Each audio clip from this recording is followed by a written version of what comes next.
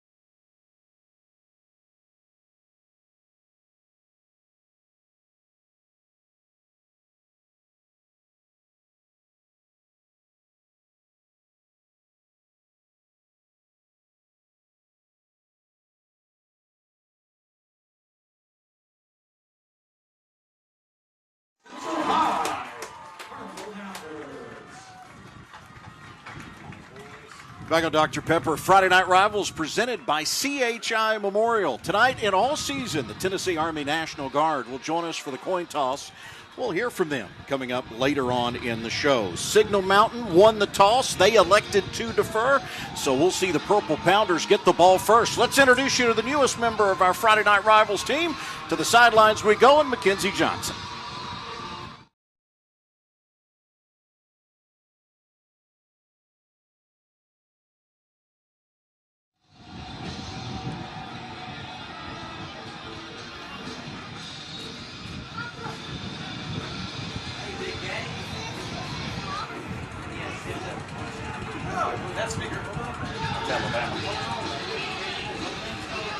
All right, thank you very much.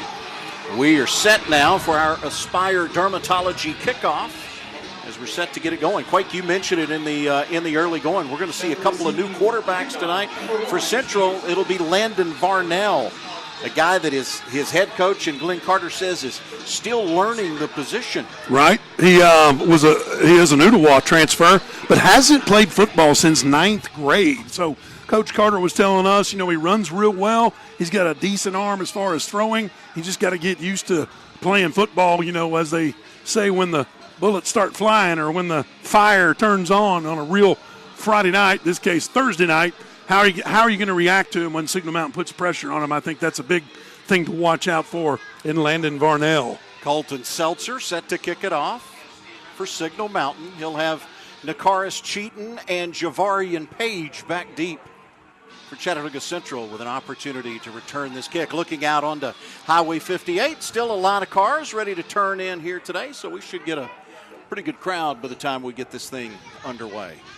Nice breeze, not too hot for August 21st, so we'll take it. Yeah, we will take it. We've been in much worse, haven't we? Yes, we have. We've been in much worse. We're appreciative of the breeze, that's for sure. That's for sure. The sun goes down. It should be pretty nice here a little later on. I just think it's interesting because both quarterbacks are new guys. You know, with Colton Johnston for Signal Mountain, he was a receiver and a running back last year. So he's come in and tried to learn that position over the summertime. So really who plays best at the quarterback position could be a deciding factor in the outcome tonight. Yeah, I think you're talking about two teams that mirror each other in a lot of ways. A lot. They're both trying to replace some skill guys they lost from a season ago, and I think both coaches this week spent a lot of time talking about depth and the need to find some depth in their rosters. And you know that, I mean, for the most part, that's every team this time of year, right? Always looking for that depth and that one guy who can spell somebody just to give them some rest. One of the things Mark Mariakis said this week that he had a lot of concerns about having so many players go both ways. Quake, we see it all during these first couple of weeks of the season when it is so hot, and that's where cramping becomes a factor. Guys being able to get that break, to get a little water and get on the sidelines and rest for a bit. And it's Signal Mountain, they play so many people on both ways. Right. That's going to be part of their challenge. Yeah, it is. You're going to see Bo Cooper on both sides of the ball, Colton Johnston, who we just spoke of as a quarterback and also a safety. Guys like J.B. Zimmerman and Sam Edmondson are also guys that contribute on both sides of the football and, you know, guys that make plays, just to be quite honest. All right, not sure what the holdup is.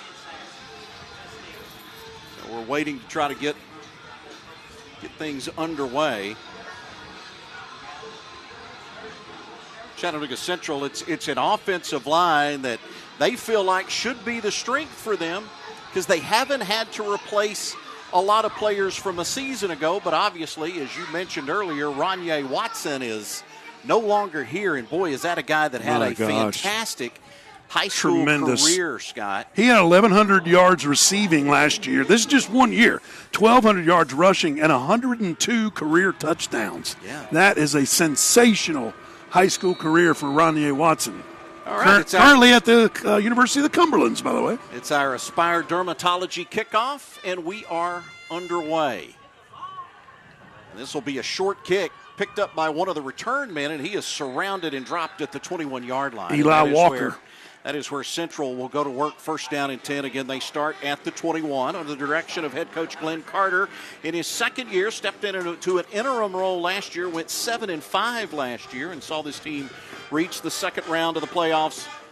We'll see Nakaris Cheaton as the running back. He may be the best offensive player, and look out for Joel Crawford, the transfer from Sullivan East, a big wide receiver at about 6'2" and 185 pounds.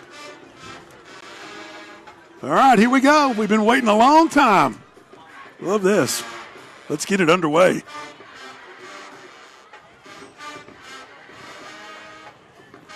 Daniel Elvey in the backfield as well. He's a good story. We'll hear about him. Here's Cheaton getting the call on first down. Man. And he is wrapped up almost immediately. It was Julian Hammondtree getting into the backfield. Hammondtree, Trevor Curtis, just the nose guard just absolutely just busted through that Central offensive line right in the middle.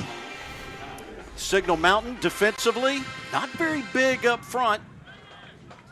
And head coach Mark Mariakis said we got to play with great technique because we don't have good size. Feels like their linebacking core of Nick Jackson and Sam Edmondson will be a strength. Now they've got 3 first-time starters in the secondary. See if Chattanooga Central wants to challenge that on this second down. Here's the give to Elvey. Makes the turn around the right side and gets smacked down shy of the 25, give him the 24-yard line. J.B. Zimmerman on the stop, but you mentioned Elvey, 6'2", 210 pounds, and he's a soccer player. So this is kind of his first outing into high school football. Very athletic, very rangy, as I said, 6'2", and you saw what he could do running behind the line, just picking up a couple of yards. Much needed. Looks like about a 3rd and 7. And Elvey's somebody kind of forced into more playing time than was expected in his first year of football. Tevin Jackson, who was expected to be a key contributor for them in the backfield, got hurt in a scrimmage. And it's believed he'll miss the season for Central. Yeah, you hate to hear that. Here's the toss back. Cheaton to the near side. Slips inside a block. He'll be stopped shy of the first down. Should set up about a 4th down and 2. Colton Johnson up on the stop. So far, I've been impressed with the penetration from Signal Mountain's defense, man. They are getting after it.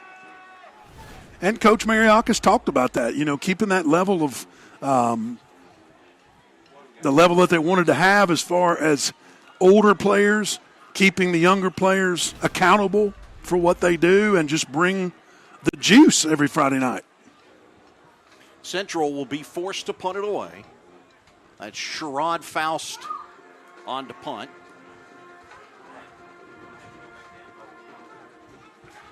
And he gets away a line drive of a kick that'll take a bounce at the 50. And it was downed at the 35-yard line. And that is where, following the Central punt, that's where Signal Mountain will take over. 1st down and 10. From the 35-yard line. Well, this Signal Mountain offense, a lot like what we talked about with Central. A first-time quarterback in Colton Johnson. Good athlete, was a running back and a wide receiver a year ago. Was injured the last part of last season. Ended up having surgery in January. It is a young and inexperienced offensive line. Look for Bo Cooper to get a lot of carries out of this wing T offense. And here's the give. It's Eli Walker. Straight ahead. Walker, a senior. Of course, Signal Mountain runs the wing tee, so both these teams run the wing tee, now different variations of it, but Eli Walker's the fullback that you're going to see, obviously just took the carry there. And he's a hard worker, makes things happen, and a senior, so one of the leaders here for the Eagles. Completely new secondary as well for Chattanooga Central. There's some movement up front. Looks like Central stepped into the neutral zone, and should give the automatic 1st down to Signal Mountain. It's a CH. Try the snap. First down. Offsides against the on the defense.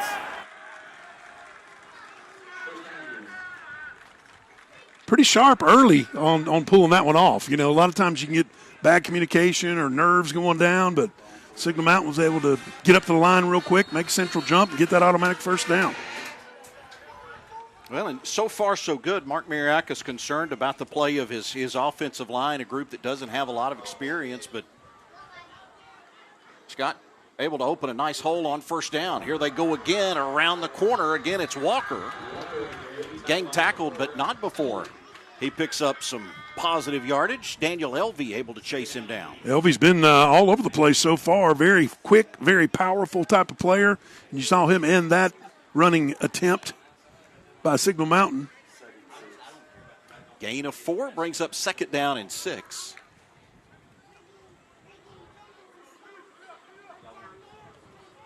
Oh, hit in the backfield. Great shot, man. Bo Cooper gets dropped in the backfield. Tank Stewart. And Coach Glenn Carter called him the downhill punisher, and that's what you saw on that play. Tank Stewart, one of their seniors. Actually, we have 2 tanks, one on each team tonight. Yeah, so you don't see that often. No, you don't. But Tredaria Stewart, a.k.a. Tank, with a nice tackle in the backfield, tackle for a loss. This game was built for General Patton, wasn't it? Yes. Ground forces, too.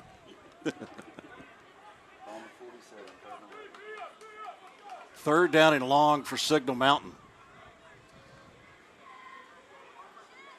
And here's the give. It Big goes hole. to Walker, and Walker will get all that lost yardage back, plus a few more.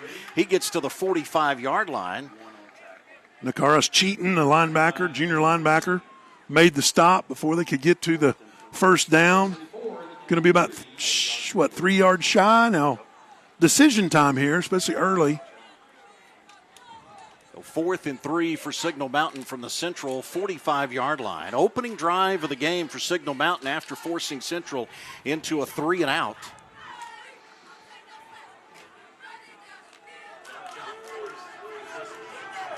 Will Reyes, the wide receiver, to the bottom of your screen. They'll keep it on the ground. It's the first down and more. Across the 35-yard line, they mark him down at the 35. And again, it's Eli Walker just straight ahead, Scott. Eli Walker and Zach Myrie with a tackle there. But, yeah, so far I really like what this offensive line is doing. You know, Will Strong at center, Julian Hammondtree at right guard. They're both juniors. Xander Moody, as you mentioned, all three of those juniors, the two guards in the center. And as you mentioned, they're trying to build up some strength and some depth in that offensive line. But so far, so good for those three in the middle. Here goes Cooper to the left side, and Cooper finds some room, gets inside the 20. He is inside the Dr. Pepper Maroon zone. Knocked down by M.J. Bell. They're a great defensive end. He's a junior. We'll talk about him a little bit later on. But nice pickup, nice run. Once again, offensive line really blowing some holes in that Central defensive front. 15 yards. Yeah, one of the tackles at Signal Mountain, Trevor Curtis, he didn't even play a season ago. Here goes back to Walker to the left side, and Walker this time wrapped up and ridden down. He was stopped by that Central defensive front. Zach Myrie, Nakaras Cheaton. We call Cheaton's name a lot. Well, so far, Zach Myrie quite a bit too, but get him down. But once again, picking up some positive yardage for the Eagles. Ball is on the 14-yard line. Signal Mountain, 8th play of this drive for the Eagles. They've been aided by a encroachment penalty against the Central defensive front. Now we've got a whistle, and there is a flag. Prior to the snap, false start, 16 on the offense. 5-yard penalty, previous spot. Well, we did see a tackle for loss earlier by the Central defense that forced Signal Mountain into a 3rd down and long. Now you're back in another long yardage situation here, Scott. With your back up against the wall, can this Purple Pounder defense rise up and get a stop? Signal Mountain yet to go through the air, too. Now, we didn't expect to see a whole lot of passes tonight on both sides, but here goes Cooper to the left side, picks his way forward, and gets inside the 15-yard line down to about the 12. Nice pickup on 2nd down. Makes it a manageable 3rd, 2, 3-ish.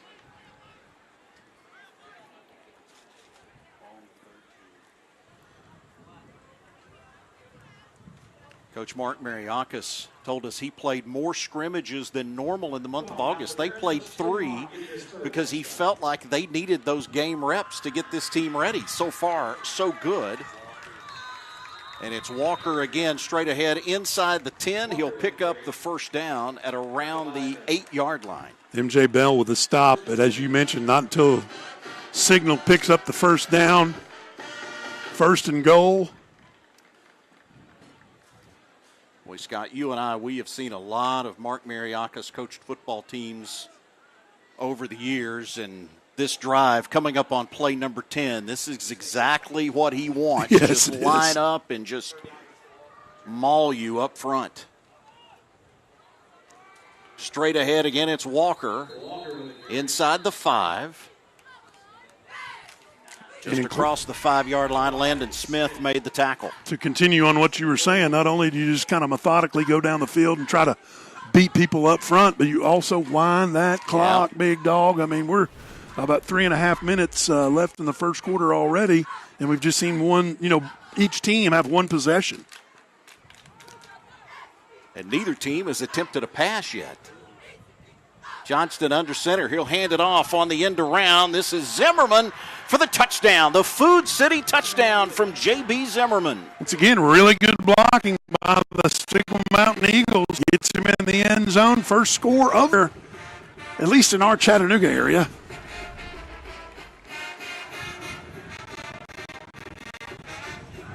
.313 remaining in the first quarter. J.B. Zimmerman with the 5-yard run. That caps off an 11-play drive. And it comes with just .313 remaining on the clock. Colton Seltzer on to attempt the extra point. Snap, spot, and kick. They are all good. And Signal Mountain has the 7-0. .313 remaining first quarter. Will return. Dr. Pepper, Friday Night Rivals, presented by CHI Memorial.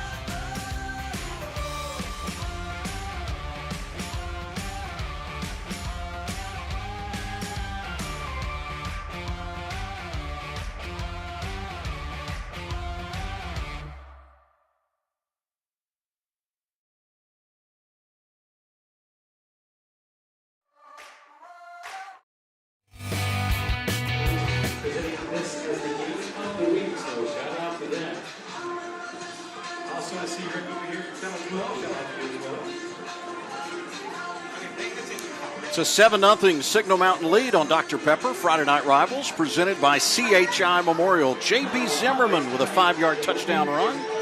.313 remaining in this first quarter. That capped off an 11-play Signal Mountain drive that covered 65 yards. Wow, pretty impressive, to be honest. Not perfect. I mean, there was a couple of mistakes and tackle for a loss by Central, but Zimmerman puts it in the end zone. Like I said, wide receiver last year, so he comes back for his senior year, and Coach Mariaka said, well, he's been a running back for about a month and a half. Yeah. Looked pretty good on that play. Of course, getting blocks, right? A hat on a hat is what it's all about, and Signal was able to do that more often than not on that drive.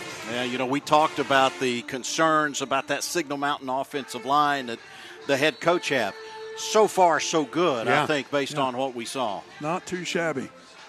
Very young group of offensive linemen for Signal, but successful on that drive. Seltzer to kick it off.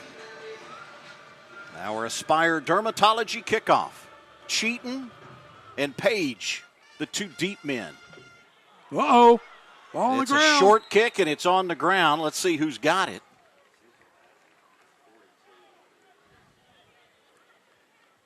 It looks like Central will maintain possession. Was M.J. Bell that came up with the football. So good field position here for the Purple Pounders despite the scare. Take over with a 1st and 10 at the 30-time. Central coach by Glenn Carter mentioned that he took over last year on an interim basis, has kind of taken over that full-time spot. And you know, Scott, we talked with him last year when he was in that role in the interim, and I think you just kind of got the feeling last year, especially as it went through the season, that he was the right guy for this spot. Mm-hmm. He's been at Central for 20 years. Has always, you know, been an assistant football and baseball coach, but now head coach. First throw goes on a screen to Joel Crawford. Looks like it may have hit the ground. I think that's what they ruled.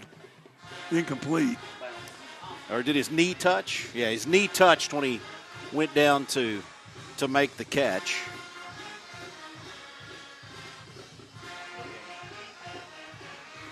So there's no gain. 2nd down and 10. Coach Carter has been the head baseball coach also at Central for a long time. Got his start coaching down in Alabama at North Jackson with two pretty good guys in Philip Lawley and Mark Rose. Yeah, they've seen some football.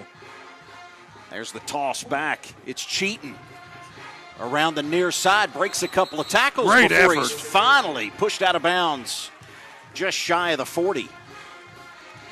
Great effort. Nick Jackson, inside linebacker, junior for Signal Mountain, makes the stop on that. But, boy, Cheaton just giving maximum effort. There was probably 4 or 5 guys that hit him, and he just shrugged them off and kept going.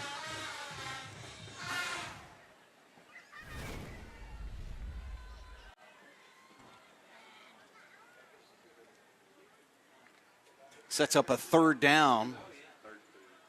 About third down and 3 for Central.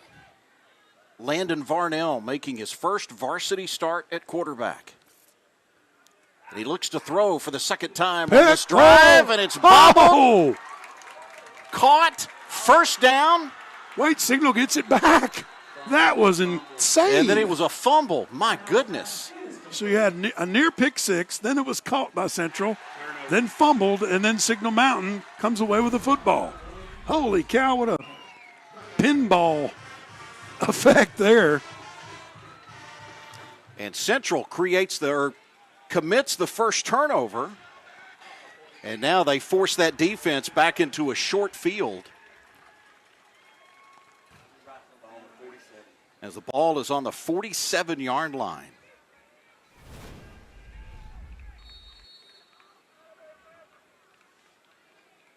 So Signal Mountain with a lead and an opportunity to build on it. Comes with 2:48 remaining in the first. And here's Signal to throw for the first time. And Johnson gets sacked. Johnson brought down by Jaden Brownlow. Jaden Brownlow just got to him so quick that Johnson had really no opportunity to run away from him. Great penetration by that Central defense. Great getting him on the ground. Colton Johnson, his first time playing quarterback as well. Played some running back, some wide receiver last year. That sack is going to bring the football back across the 50-yard line to the 46. Single receiver goes wide to the top of the screen. Here's the pitch back to Walker, trying for the corner. He's strung out and cut down by that Central defense. Zach Myree, once again, man, he is a player playing hard tonight and just, one-on-one in open space and got the ball carrier on the ground. Myree, part of those new starters in the secondary for Central, but a guy that played a lot last year as an outside linebacker. I think we see some of that linebacker mentality from him. Yeah, it looked like it on that play for sure. Clock rolls under 2 minutes here from Chattanooga Central. First of 10 for us here on the CW Chattanooga and Dr. Pepper Friday Night Rivals, presented by CHI Memorial. Whoa. Here's a handoff into the backfield and wrapped up and dropped. Tank Stewart, my goodness, Tank Stewart and his teammate, Jaden Brunlow, just had a meeting at the quarterback. There was no way that Signal Mountain was going to get positive yardage on that play. Great effort by the Central defense. Yeah, after the turnover by the Purple Pounders offense, it's been the Central defense that has, in fact, answered the call here.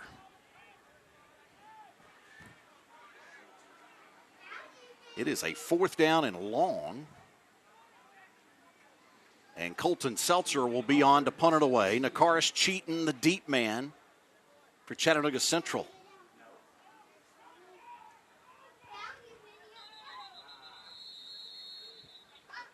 And we've got another whistle.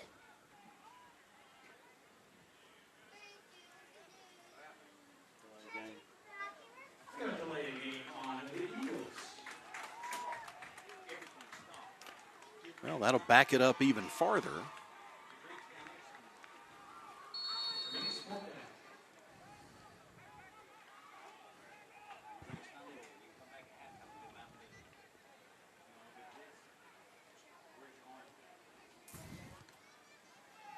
Punt is away. And it will end up taking a Central roll on the backwards hop and be down inside the 35-yard line at about the 38.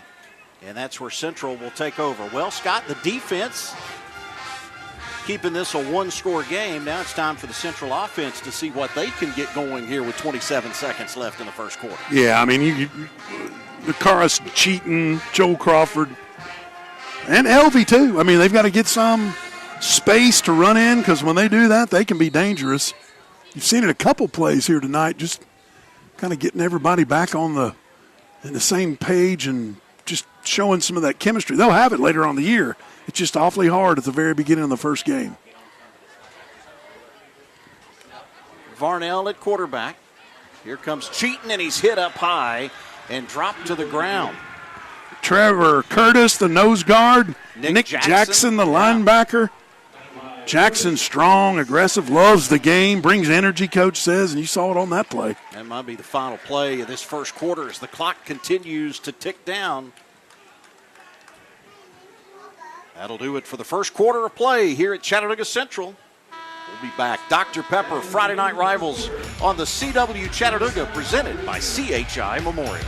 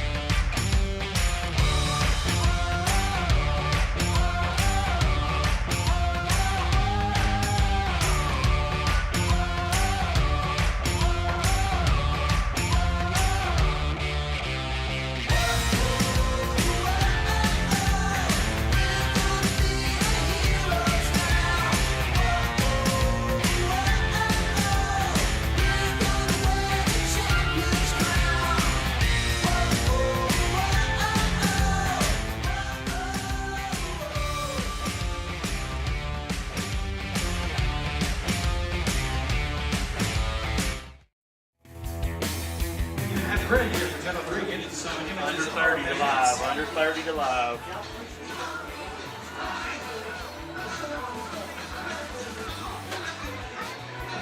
Tonight's halftime report is brought to you by Big Woody's Tree Service. We'll have a recap of the first half of action here at Chattanooga Central. Plus, catch up with our friends from the Tennessee Army National Guard. All that is coming up at the half. We've still got another quarter of football to go. Signal Mountain with a 7-0 lead. Central taking over. Following the Signal Mountain punt, Purple Pounders from their own 38-yard line. It's Cheaton trying to sweep to the right side, and he is strung out and then cut down. Nice job going low on the big man by Nick Jackson, to get him down. Colton Johnson there as well. Bo Cooper hit him first, but it was a group of Eagles landing on their prey, if you will. And you practiced that all summer. busted. How about that? Well, at least on the car ride here. Yeah, exactly. Exactly. The loss of about a yard or so. Brings up a 3rd down and 11 now for Central. Central just got to get better offensive line play at this point in time. There's been too much action by the Eagles in the Central backfield.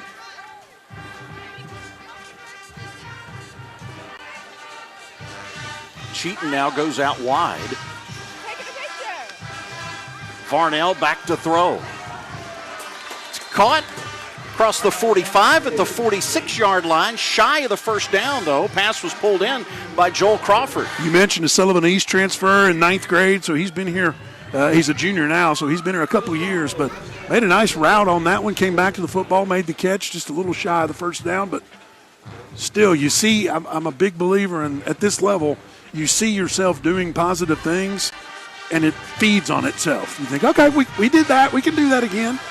Now, with 4th and 2, on the own side of your field here, this could be interesting. Varnell went to the sideline, got the play, came back to the huddle, and here we go on a 4th down attempt. Cheaton and LV both split out of the backfield. Empty set for Varnell, claps his hand. Signal Mountain does not budge. Trying to get him to jump. That hard snap count, and here comes the timeout. So Central will ask for the timeout, and we'll see the punt team. Which is the smart move. I mean, first timeout for either side. Breaking the action. We'll step aside as well. It's Signal Mountain 7, Central nothing. We'll return on Dr. Pepper Friday Night Rivals presented by CHI Memorial.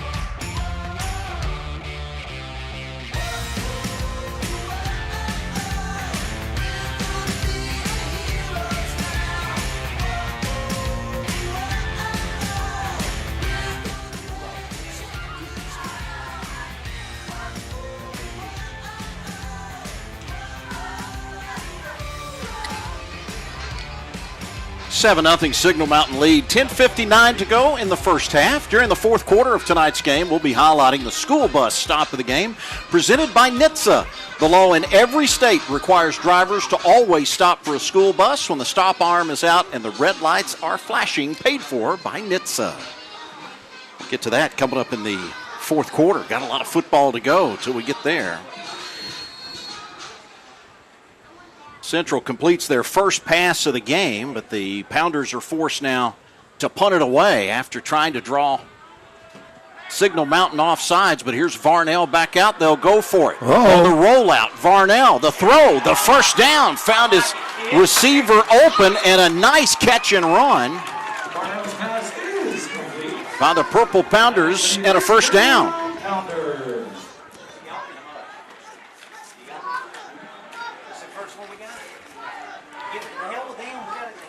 First down of the game for Chattanooga Central. And it comes now with just over a minute gone. Ball moves down to the 39-yard line.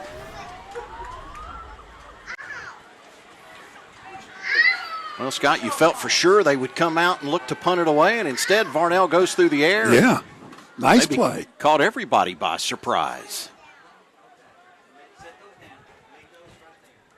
I believe that was Amarion Jenkins that made the reception. He's wearing a different number. Here's the snap back to the quarterback.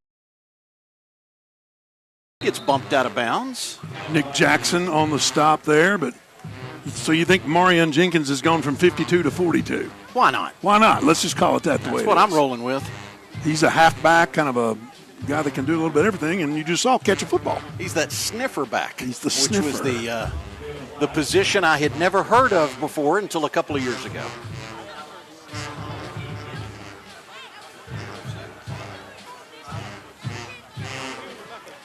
You go with the Wildcat formation, spread everybody out wide, and have too many folks moving at the same time. Yep. That's it. Again, mental mistakes early in the season, and not uncommon at all, everywhere. Back at the 44-yard line.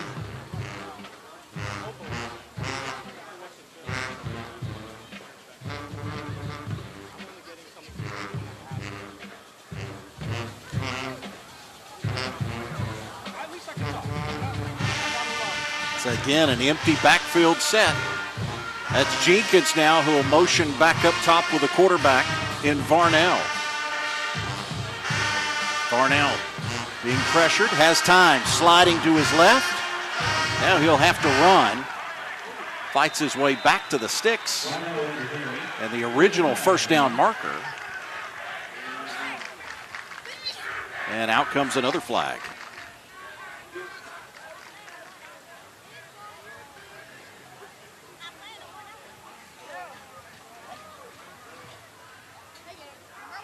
Most likely, Scott, that's going to be a hold, I would expect. Yes, sir. Holding. Number 50 on the offense. It's a 10-yard penalty from the previous spot. Replay first down. Yeah, James Charaba, I should say, the left tackle. That'll bring the ball back across midfield, back to the 46-yard line. And after a briskly played first quarter, we have grinded to a halt here in the second quarter, haven't we? Yes, we have. Penalties will do that.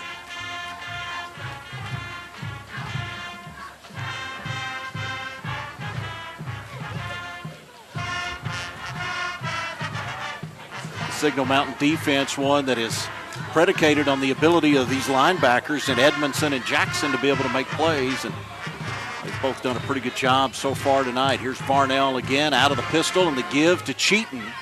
Cheaton to the left side, and Cheaton runs right into the arms of Mason Tate, who rides him down.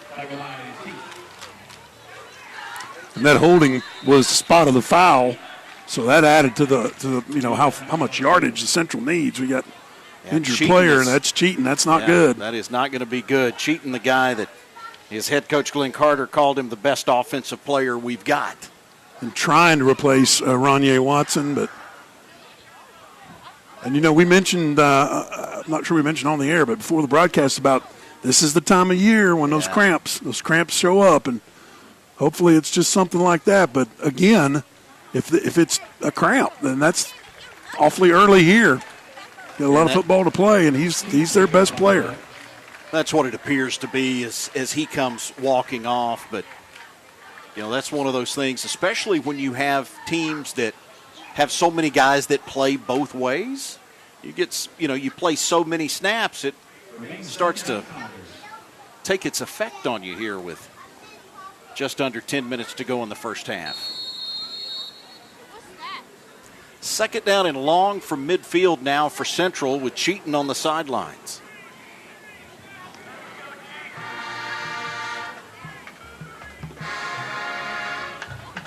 Stay with two wides. Jenkins in that H-back position. Now he'll move into the backfield as they go four wide. Varnell to throw, has time. He's loading up, taking a shot for Crawford downfield. And there comes the penalty flag. That'll be pass interference. I guess the question is on who, offense or defense. There was a lot of hand play, contact, and everything. Probably ultimate. Well, I'm not even going to guess because I'm so wrong every time I guess. I'm just going to shut up. Finally learned. Huh? Finally learned. Finally. 12 years, you think I've learned. On the defense, number 22.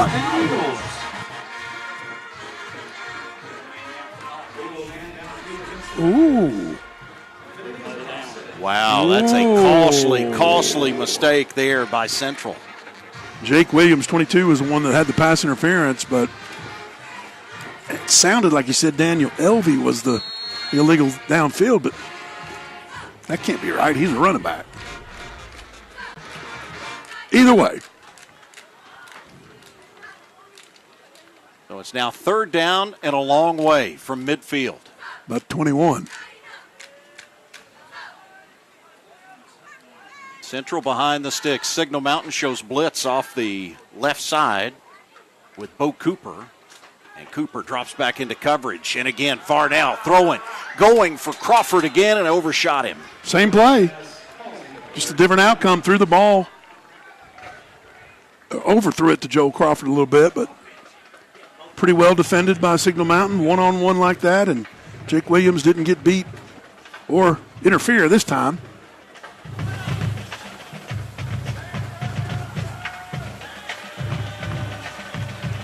Well, 3rd down and 21. For the Central offense, again from midfield. Last time they had the ball, they turned it over. The only turnover of a game was a Central fumble. They hold Signal Mountain to a 3-and-out, and now this will be the 10th play of this drive, one that has been riddled with penalties. And we've got a timeout that's asked for by Central. That is the 2nd timeout of this first half for the Purple Pounders, so they've got one left over the final 9:14 of the first half. Signal Mountain with a 7-0 lead will return on Dr. Pepper Friday Night Rivals, presented by CHI Memorial.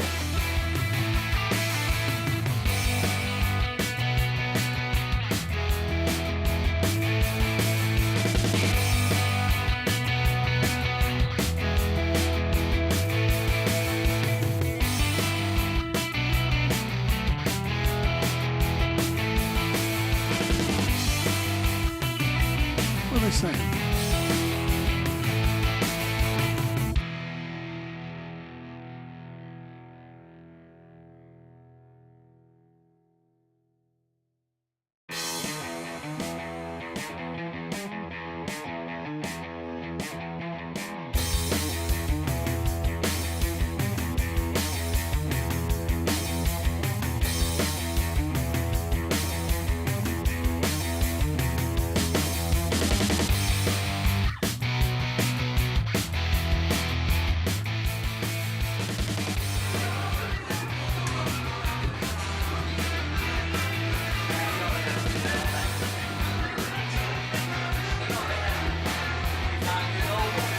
Signal Mountain leads Central 7-0. These live and local games are made possible by many generous sponsors, so let's thank a few. Dr. Pepper, Scott's Furniture, Big Woody's Tree Service, CHI Memorial, Food City, Pep Cooling, and the Tennessee Army National Guard. Chris Goforth, Scott McMahon, Mackenzie Johnson with you from Chattanooga Central. The Purple Pounders hosting the Signal Mountain Eagles. 3rd down and long for the Pounders. Here's Varnell. Big pressure. Being pressured. He'll step up. He'll run. Find some room. Make some move before he's finally cut down.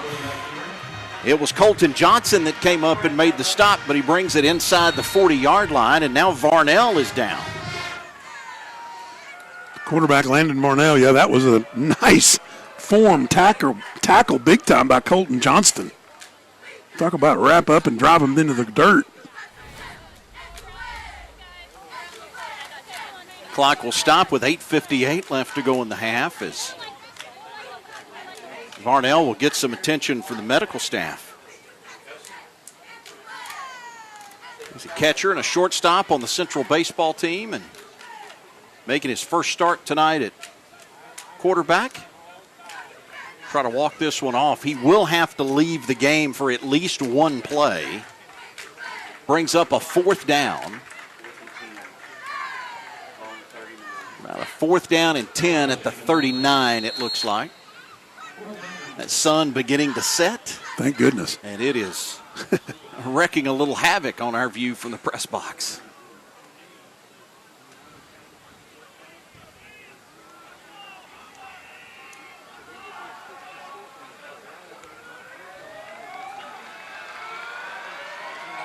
So Carter Smith, the 9th grader, in at quarterback.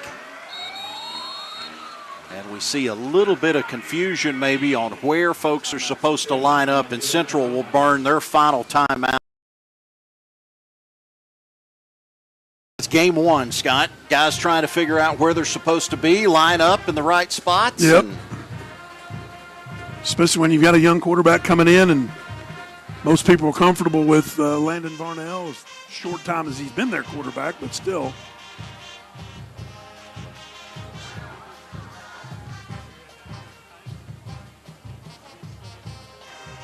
Stick around here on the CW Chattanooga following this special Thursday night edition of Friday Night Rivals.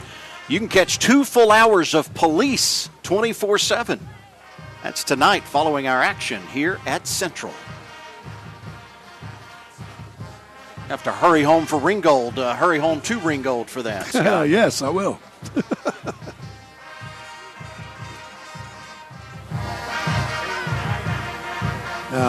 Now we got a little sunset.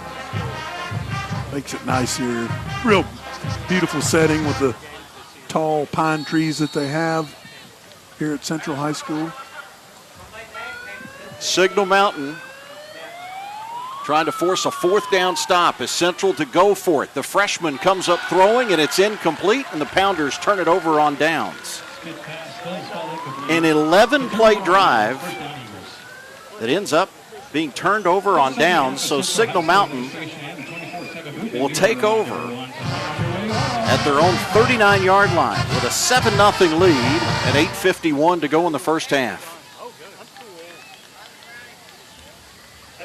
Signal Mountain's defense, I mean, there were some times where they bent, but again, it was kind of back and forth from mistakes with the Pounders, and Eagles get the ball here at their own 39-yard line. I'm sure they'd be excited to put another score on the board before halftime. Colton Johnson hands it off to Bo Cooper. And Cooper wakes his way up across the 45-yard line, give him the 47. Tank Stewart on the stop, but you see Bo Cooper. He is the leader. He is the guy, if you will, that all the other players look to as far as being the senior. He's played a ton of snaps in high school football.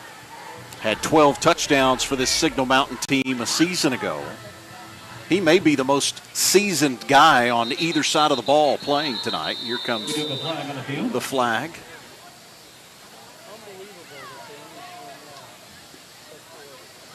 The snap. False start. 14 on the offense. 5-yard penalty for the still 2nd down. And mark it off on the injury. Let's send it down to the field. Mackenzie Johnson, she's got an update on some injuries. Mackenzie. Yeah, so today we have number 1, the running back, Keaton. He did go down. It was what we all thought. It was a twisted ankle. Many people thought it was cramping. I wouldn't be surprised if we had more of that tonight. However, number 3, the quarterback, did go down. He seems to be going back in, though, later on in the game. They were doing some concussion protocol. But other than that, there's no word exactly on who is going back into the game. Thank you, McKenzie. And a big run there by Bo Cooper to bring the football inside the 40. He gets down to about the 36-yard line. 22 yards on that run and a Nice first run. down. Nice run. Shifty. Got his head down, running downhill, and just looked really good, picking up huge chunks of yardage. Signal Mountain back on the march here with a 7-0 lead. They had an 11-play, 65-yard drive for their only score so far tonight. Here comes Central on the blitz, slipping through the tackle as Cooper slipped through the tackle in the backfield as it looked like Tank Stewart had him dead to rights. Well, he did. He just Cooper was able to slide out of that tackle and at least pick up a positive, not lose yardage. What great penetration from Tank Stewart on that play. 2nd down, Pounders. 2nd down, Eagles. I just love Stewart and also MJ Bell, the defensive end, how quick they get off the ball on the snap there. Woo.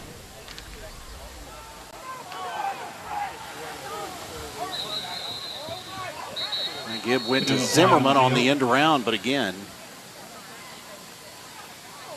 got the whistle and the penalty flag. Illegal substitution. 12 men on the field on the defense. 5-yard penalty from the previous spot. Remains 2nd down. So that 5-yard mark-off will bring the ball down to the 30-yard line. So you go from 2nd down and 9 now to 2nd down and about 4.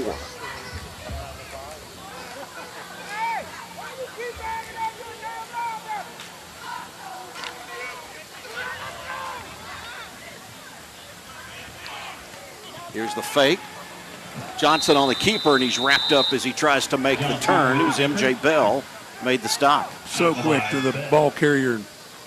Colton Johnson was just pressured immediately, tried to turn it up and get what he could, and Bell shut that down quickly. M.J. Bell, one of the best defensive players in the area a season ago. 21 tackles for loss and 12 sacks. He's a part of 5 turnovers and just great motor. That's the biggest thing that everybody says about him, especially his head coach, Glenn Carter. Just a tremendous motor. Zimmerman goes in motion. Now he stops in the backfield. Reverses direction. Long snap count by the quarterback, Colton Johnson, and we'll have a timeout asked for by Signal Mountain. That is the first timeout for the Eagles. Clock with 5:48 to go. You go back a season ago, one of the things the Central folks will certainly like to talk about is their victory over Tyner, which was the first for them in 10 years, and M.J. Bell was massive in that game. He had 11 tackles and recovered a fumble that night to key the Purple Pounders to that win. Great effort, double-digit tackles. I mean, he's legit. He is legit, and just a junior. What are you guys doing here? What's up, bro? Well, we get Friday Night Rivals started tonight. We get college football underway this weekend as well. Coming up Saturday, little HBCU football on our sister station, News Channel 9. Starts at 7:30 Saturday night. It's North Carolina Central taking on Southern. Everything gets underway now. Yeah, can't wait. Can't wait. What happened to 3? Huh? Yeah. What do you, wait, what? Number 3. Coming out of the timeout, the Eagles faced with a 3rd and 4.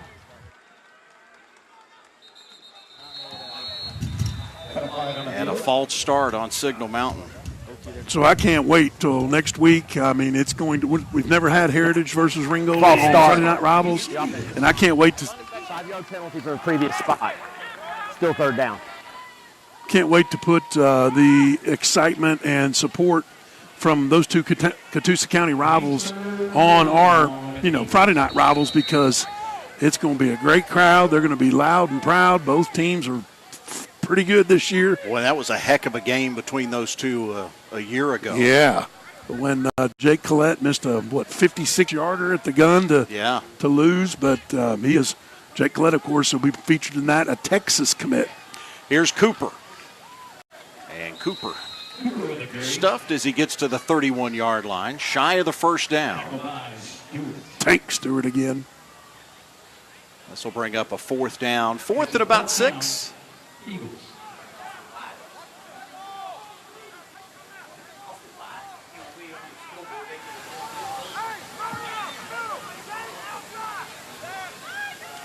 Last year's Signal Mountain, 6-5. Lost in the first round of the playoffs. They started the season 6-1. Looked like one of the best teams in the area, and then couldn't pull it together late. Lost 4 straight. Johnson on the keeper. Inside the 20, inside the 15 before he's finally out of bounds, and a 1st down for Signal Mountain. When we talked with Coach Mariakis about last year, he mentioned we just ran into some really good offense and defensive lines in that last 5 games, and I loved his quote. He said, "There's no scheme for getting mauled up front." And there is no scheme for getting mauled up front, and that's what happened last year. So that made the coaches there and, of course, the strength staff and say, we got to get in the weight room, we got to get bigger, because these guys that we played towards the back half of the season just out aggressive size-wise. Height, weight, everything. Central will take the 2nd out of the half, so Central is out of timeouts. Signal Mountain now down to their final timeout. They have one left after calling this one in. These are both teams, Scott, the schedule in terms of region play is kind of backloaded, if you will. We talk about two teams maybe trying to figure some stuff out. They're teams that have, for Signal Mountain, you don't really start region play until you hit week 5. So they've got a little bit of time here in order to figure things out. And the same thing goes with Central. They don't see it until later on in the season as well. Let's take a moment and say thank you to some of our sponsors: Dr. Pepper, Aspire Dermatology, Chattanooga Allergy Clinic, NHTSA, Casey Custom Docks, Josh Houston and Associates, and TVFCU.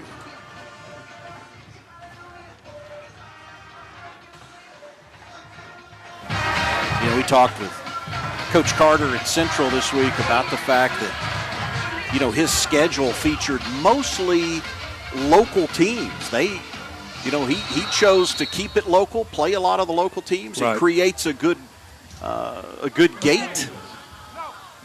And that's kind of what he wanted to do, was to keep some of those local rivalries alive. And I love that. Inside the Dr. Pepper maroon zone, here is Walker, and he is into the end zone for the Signal Mountain touchdown.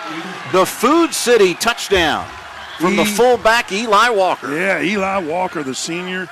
Big, once again, kudos to that offensive line for blowing a big offside A-gap, really. And Eli Walker had so much momentum once he touched the football that he ran, probably 6-8 yards before there was any contact.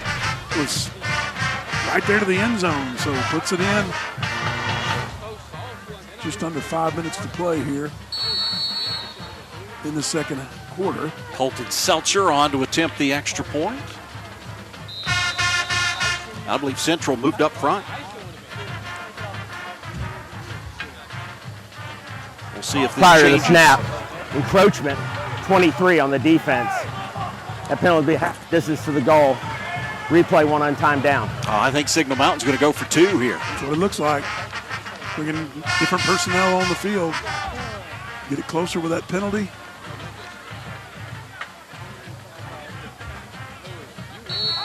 It's a 6-play, 61-yard drive for Signal Mountain.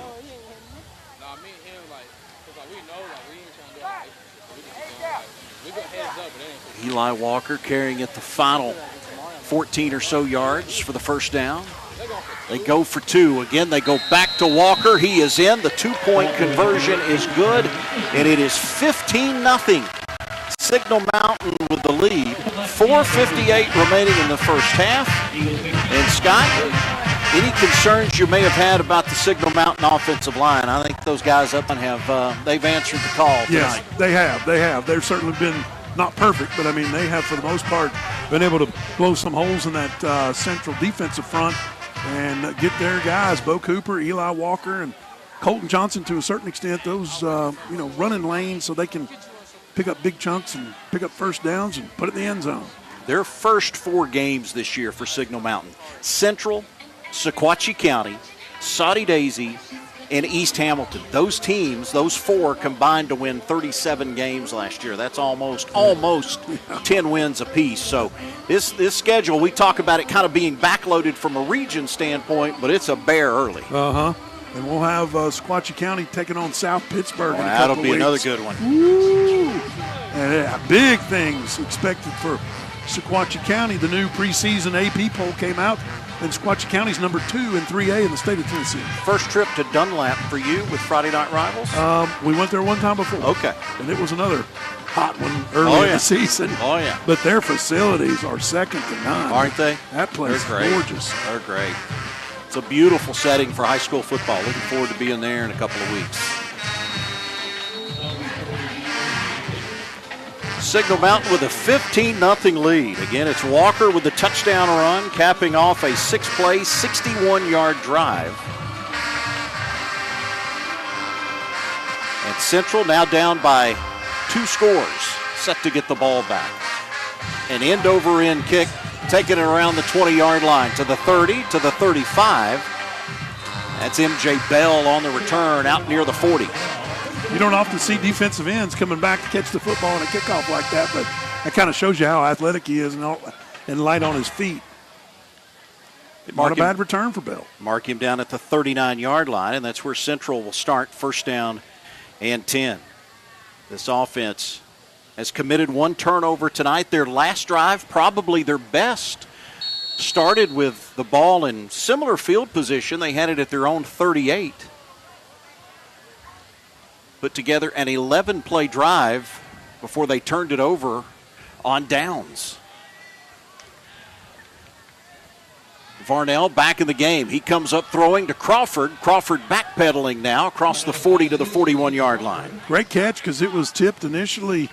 Kind of like Colton Johnson, I thought, got a hand on that, but still caught by Crawford. So really good vision watching the football come into his hands as it was kind of off spinning. It wasn't a spiral by any means by the time it hit his hands. You know, Coach Carter told us this week about Joel Crawford. He said, well, he's 6'2", 6'3". We got a body out there. We may try to throw it up to him, and certainly that's been the case here in the early going. Yep. He definitely has a height advantage on the defenders. Jenkins will flip-flop sides. Varnell again Back to to throw. him. Back to Crawford, up high, made the catch. Around the 47-yard line, ball was stripped out by Ian Gomez. They'll mark him down, though. About the 47, 48-yard line. So this will bring up a third down and 2. Big third down here for Sal. They'll call it incomplete now.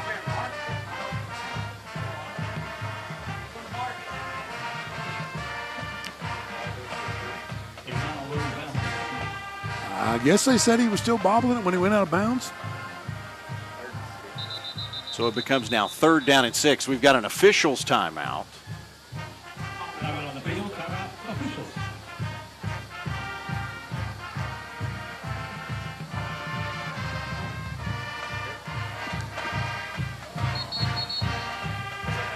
On the 42-yard line. Either way, Scott, this is a massive third down here for Central. Down 2 scores. The last thing you want to do is go 3 and out and give Signal Mountain the ball back. Yeah, with a chance to score again before halftime, that's for sure.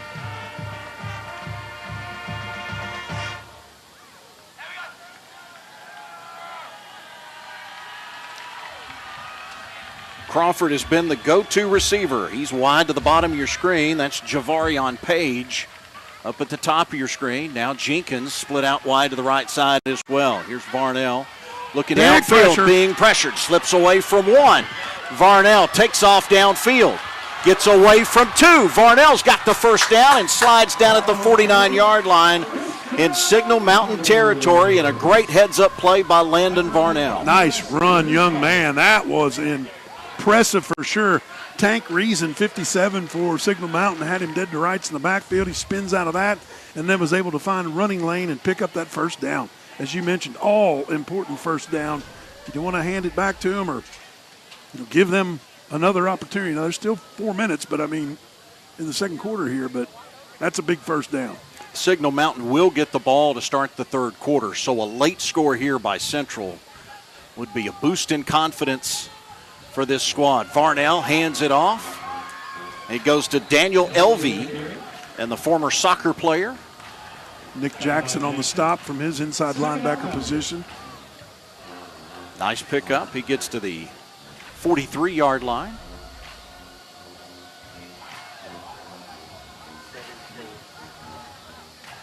His head coach kept calling him, said that he looked like a little miniature Derrick Henry out there. Right.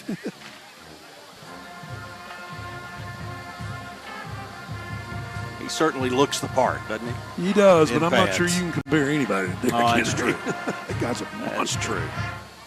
Here's the toss back.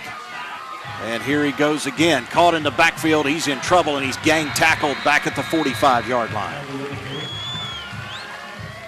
Will Reyes was in on it. Reyes. Also Jamie Zimmerman. Elvey trying to go wide, and nice job by Signal Mountains. They string it out, drop him for a loss.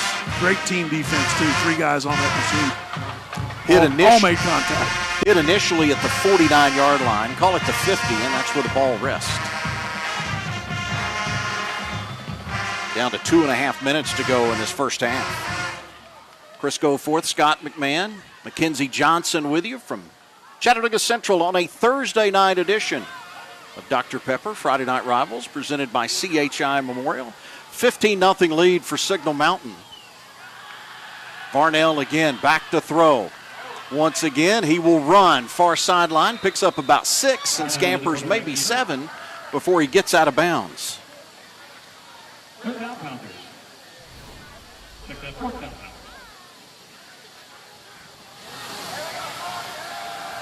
Mark him out at the 44, and it brings up 4th down and 5. Crawford gets the play from the sideline and heads back to the huddle.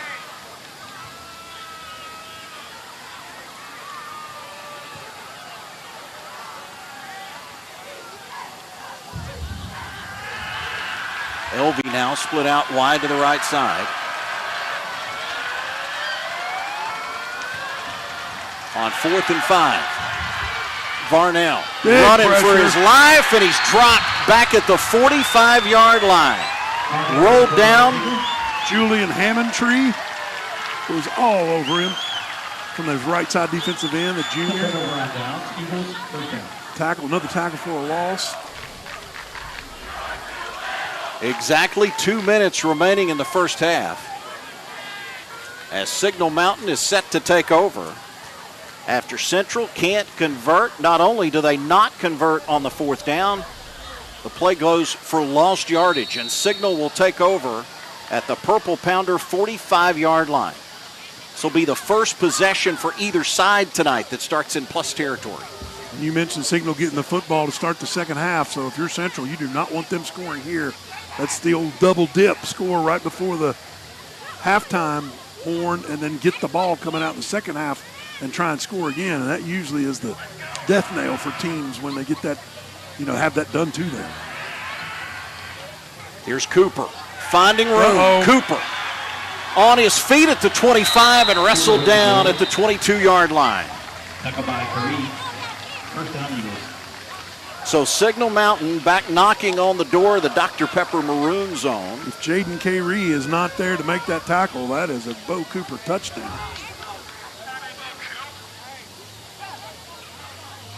You can just see it with Signal. They've seen themselves do some positive things, and now they're kind of feeling their way here and feeling good about what they've got going on.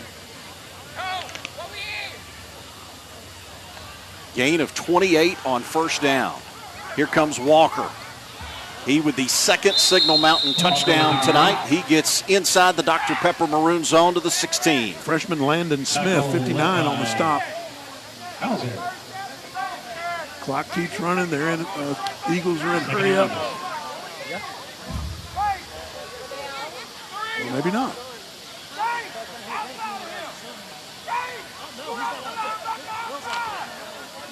Colton Johnson, the quarterback, has done a nice job in his first start directing this offense, and here he is on the keeper. Cuts it back. Look out. He's got green grass and a touchdown. Colton Johnson, as we said, first start at quarterback. Coach said the guys really trust him as that quarterback leader. Running back / wide receiver last year. You mentioned the surgery. Now he's 100% healthy. Super athletic. You saw it on that run.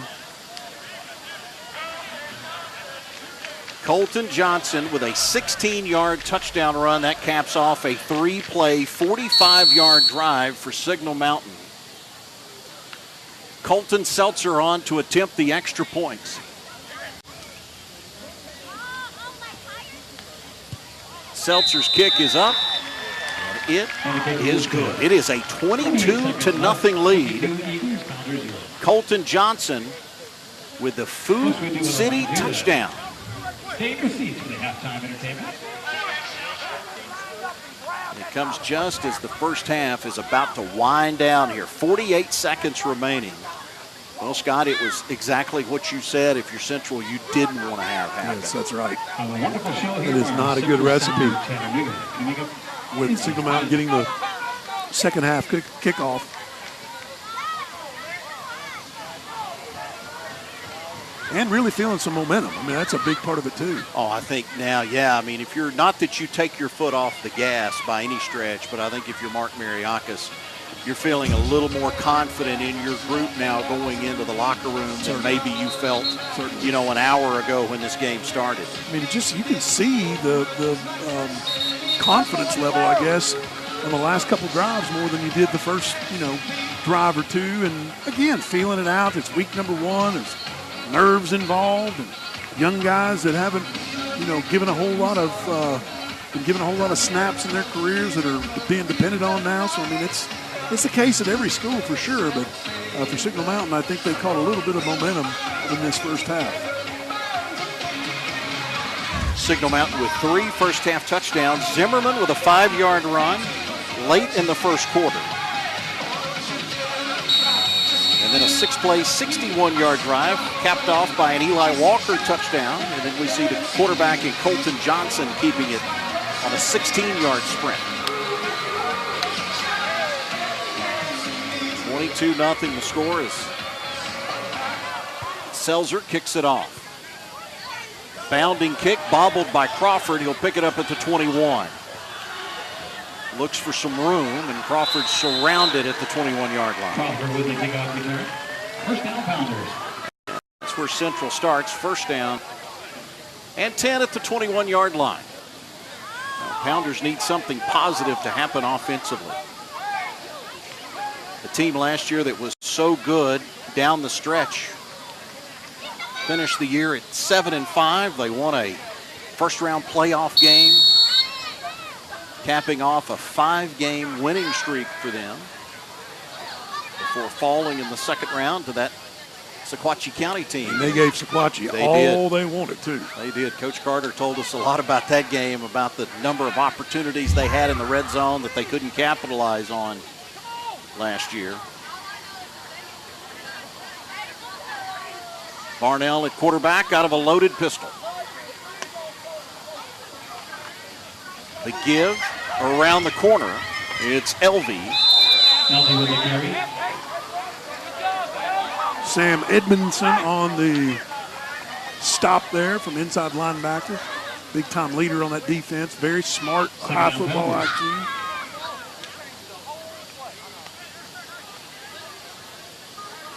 Let's see if they even snap it again. It looks like they'll snap it one more time here to end the first half. So you surely don't want to throw it here. Back on the ground they go. And Central will hand it off with Jaden Curry, and Curry reason on the stop wraps up, and that is the way the first half comes to a close. 22-0. Signal Mountain with the lead over Chattanooga Central. Scott, again, I think there's a lot of questions that got answered for the Eagles in that first 2 quarters of the season. Totally agree with that. That was finding their own, finding themselves right in front of you. Let's head down to the field. Mackenzie Johnson standing by with our Josh Houston and Associates. Coach's Corner. She's got the head coach of the Signal Mountain Eagles, Mark Mariakis.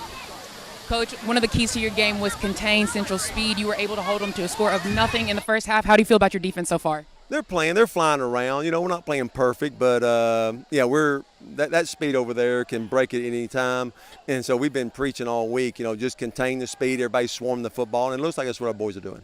You were able to score on the first drive of the game, and you also were able to sneak one more in before halftime. How do you feel about your offense this first half? Yeah, they're doing what we do. We're a grinded out. We're not flashy, and we just talk about being physical on the field. And we made some mistakes there, kind of hurt ourselves one drive, but we're happy with the situation right now. But there's a second half of football. That's a good football team. Thanks, Coach. Thank you. Back to you, Chris. Mackenzie Johnson on the field with Mark Mariakis, pretty pleased with a 22-0 lead as his team heads to the locker room. The Big Woody's Tree Service halftime report coming up next. We'll hear more from Mackenzie. She'll have a special guest on the sideline, plus a look at the first half action. You're watching Dr. Pepper Friday Night Rivals presented by CHI Memorial.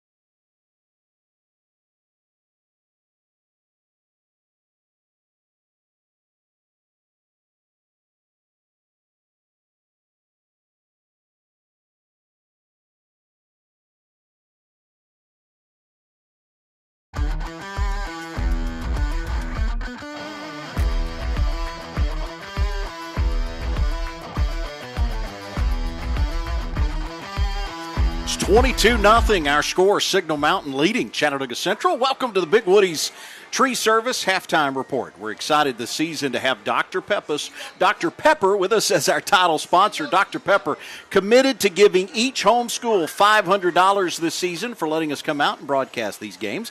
Let's head down to the field. Mackenzie Johnson standing by with our friend Clayton McMasters from Dr. Pepper. Thanks for being with us, Clayton. Today, Chris got a chance to go down to the Tennessee Army National Guard. Take a look. Season to be joined by our friends from the Tennessee Army National Guard. I'm glad to be joined by Sergeant Hester of the Tennessee Army National Guard. Sergeant, good to see you. It's great to see you. Give us an idea of some of the careers the Tennessee Army National Guard can prepare you for. Tennessee Army National Guard has a wide variety of careers, over 150 options, ranging from construction, IT, medical, as far as anything. All right, tell us a little bit about the time commitments. What is it going to take to be a member of the Tennessee Army National Guard? We don't ask much. We only ask for you to commit for a 3-year, 4, 6, and 8-year contract. That consists of working roughly 2 to 4 days a month and having a 2 to 3 week summer. Sergeant, great to see you again. Look forward to catching up with you as we go through this season. Thank you.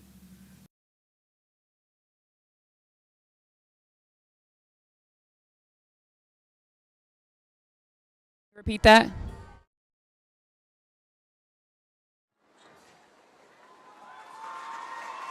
All right, let's send it back down to the field now. Always great when we get a chance to visit with our friends at the Tennessee Army National Guard. Let's send it back down to the field. Mackenzie Johnson standing by. Clayton McMasters from Dr. Pepper. Thank you so much for being with us again today. How excited are you to be here tonight? Oh, so very excited. Thank you for having us again as a sponsor for the Friday Night Rivals. We're looking forward to another exciting year of football. Gotcha. What does Dr. Pepper contribute to Friday Night Lights? Yeah, so the hosting team, we contribute some sponsorship funds for them so they can provide a team meal to their players or help bridge the gap in some of those equipment needs that they may have. Perfect. Thank you so much. Back to you, Chris. All right, thank you very much, Mackenzie. Always, I know it's football season when we run into Clayton McMasters, although he didn't bring me a Diet Dr. Pepper tonight, Quake. Stick around, we got more as we continue here on our Big Woody's Tree Service Halftime Report. Our Chattanooga Allergy Clinic Scholar Athlete of the Week is coming up next. That and more right here on the Big Woody's Tree Service Halftime Report. It's Dr. Pepper. Friday Night Rivals presented by CHI Memorial.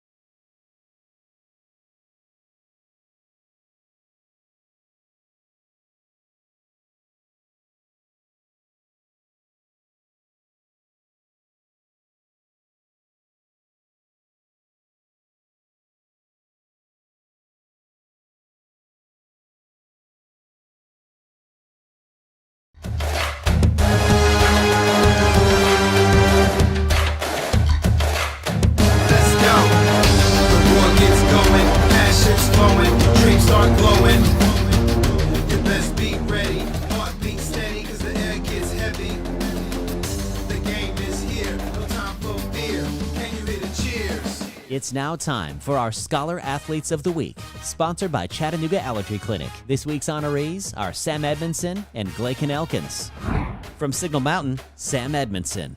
Sam plays football and baseball for the Eagles. He's a 3-year starter in football and a 1-year starter on the baseball team. He's a first-team all-region linebacker who was also named a Best of Preps athlete. In the classroom, Sam carries a 4.0 unweighted GPA. He serves as vice president of the National Honor Society. He's a member of the Leo Club, Beta Club, and Math National Honor Society. Sam is also sports editor for the school newspaper and enrolled in international baccalaureate courses. Outside the classroom, Sam does volunteer work with the Leo and Beta Clubs and participates in service projects with his church. From Chattanooga Central, Glaken Elkins. Glaken earned a position as starting tackle on the Pounders football team after playing football for only 2 years. In the classroom, Glaken carries a 3.7 GPA. He's been taking college-level courses since his junior year. He's been a member of the Central Choir for 4 years and participates in both the marching and concert bands. He's performed on the piano at multiple concerts. Outside the classroom, Glaken has been a member of the Chattanooga Boys Choir and served as a tutor at Harrison Elementary. Congratulations to both Sam Edmondson and Glaken Elkins. Students may be eligible for a $5,000 scholarship at the end of the season. The Scholar Athlete of the Week is sponsored by Chattanooga Allergy Clinic.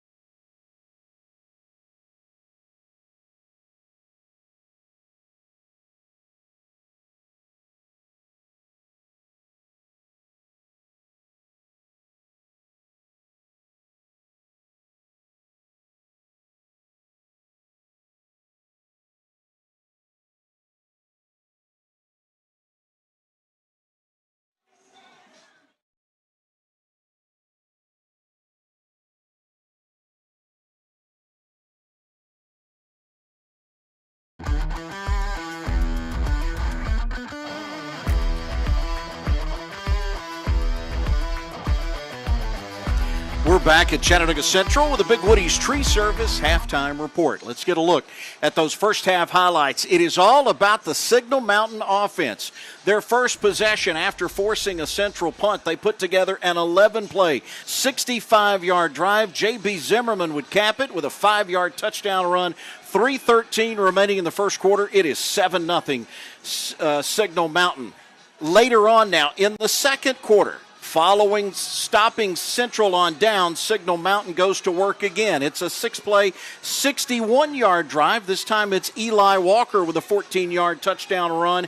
And then Central would jump off sides on the extra point attempt. And Signal Mountain would go for 2 and convert. That makes it 15-0 in the second quarter for Signal Mountain. And then just before the half ends, 48 seconds remaining in the first half, Signal Mountain would stop Central on downs. They take over in plus territory at the 45-yard line, and it's a 3-play, 45-yard drive. And it's Johnson into the end zone for the score. And that would make it 22-0. Colton Johnson with the touchdown run with 48 seconds left. 22-0, our score. Let's get you caught up on FNR highlights from around the country.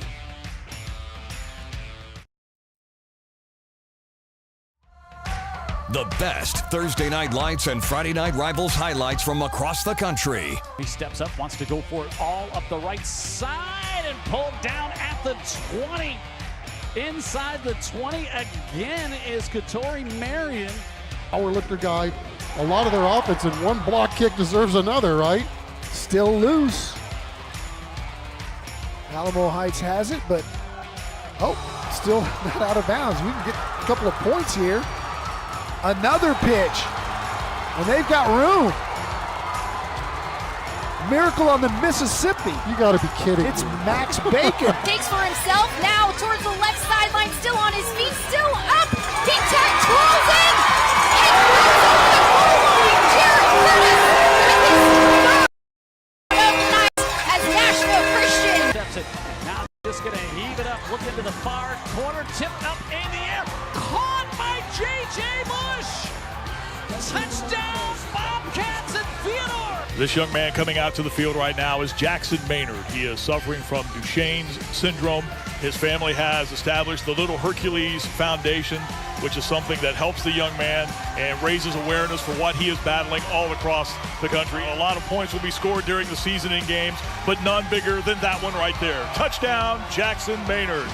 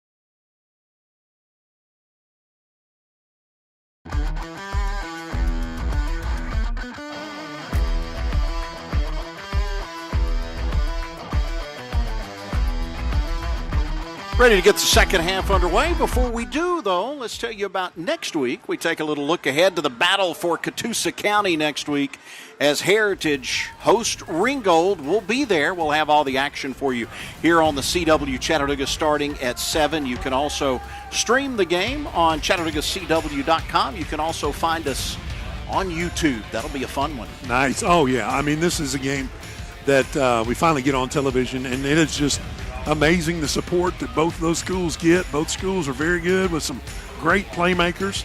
As I mentioned, Jake Collette, the kicker for Heritage, is committed to Texas, University of Texas. Yeah, the Longhorns. And he's within range at their camp this summer from 70 yards. So he's got a tremendous leg. We saw that a little bit last year.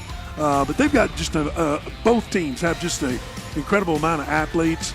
And that's just going to be a fun one. Just because of the crowd. The crowd will be huge. I mean, I don't want to jinx it with some sort of weather episode or whatever, but the crowd normally in that thing is packed to the gills. So we ought to see great atmosphere next Friday night. Looking forward to that game. Looking forward to seeing both of those teams on the field and getting a chance to visit with both of those head coaches this week. Yes, sir. Ringgold has 2 running backs. The frozen backfield, as I like to call it, with Haddon Freeze and Jeremiah Frost, and they got some big old boys up front. That Slade Sweeney's their center. He's about 340 pounds and moves around well. Had some really success at camps, and new coach with Heritage, so it's going to be a fun time. It'll be a great matchup. All right, let's get back to this game here. It's a 22-0 lead for Signal Mountain as we're getting set to start this third quarter of action. And, Scott, this is one where if you're Central, you really want to come out and establish something, maybe defensively, if nothing else, early here, stop them and get the football back. You don't want to see this thing get to a 4-score game. Then if you're Signal Mountain, you start thinking about a mercy rule, and we all go home early. Right. Well, the thing is here, if you're Central, a turnover would be incredible.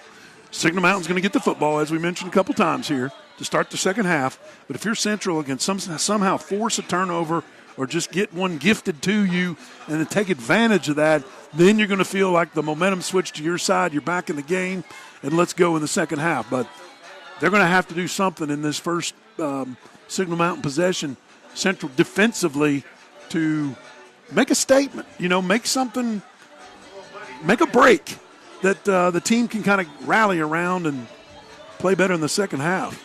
Coach Mariaka's talked this week about the question marks he had about his offensive line, a bunch of guys that don't have a lot of experience up front. Now, first-time quarterback starting his first game, and I think there was some positives in that first half. Yeah, I mean, I think no question. Colton Johnston has looked pretty good. I mean, looked like a quarterback. He doesn't look like a guy that was a running back receiver last year, and he is playing pretty well in his first game as a starter. All right, let's send it down to the field. We'll get more on the Central sidelines. As Glenn Carter standing by with Mackenzie Johnson, it's our Josh Houston and associate, Coach's Corner. Mackenzie, take it away.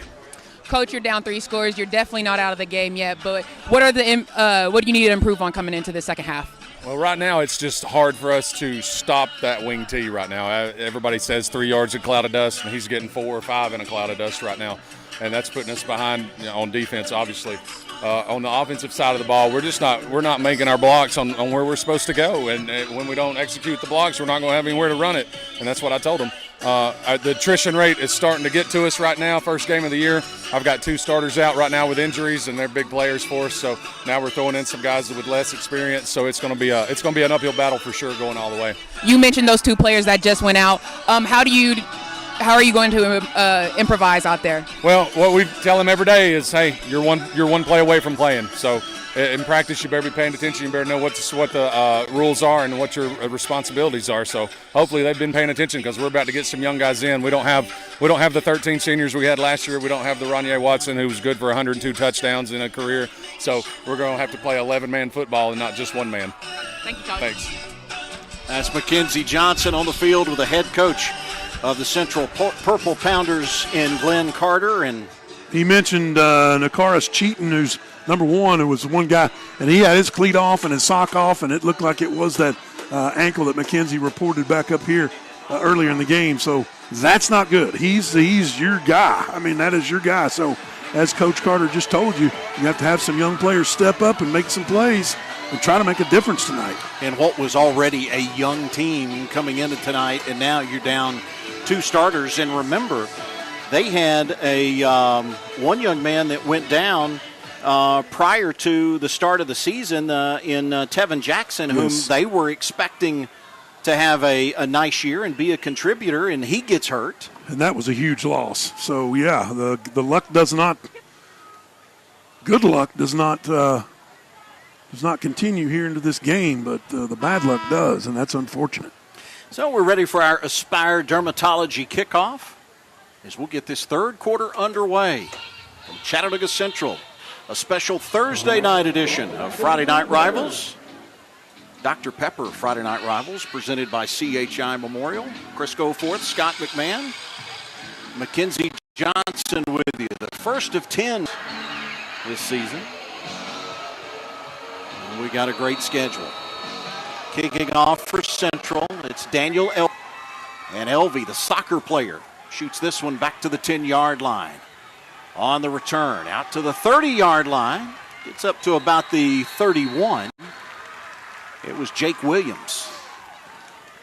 So, good field position now for Signal Mountain. They start at the 31-yard line, and we Central players shaken up. That is definitely not what Glenn Carter wanted to see. Down 2 starters, he just told McKenzie, and now you've got a young man shaken up on the opening kickoff of the third quarter.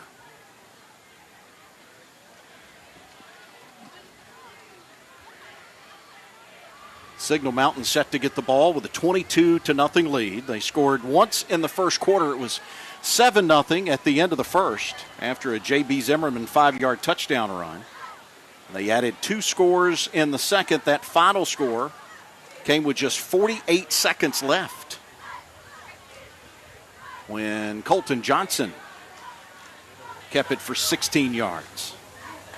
They ended up going for 2 at one point after Central jumped off sides on an extra point attempt in the first score of that second quarter.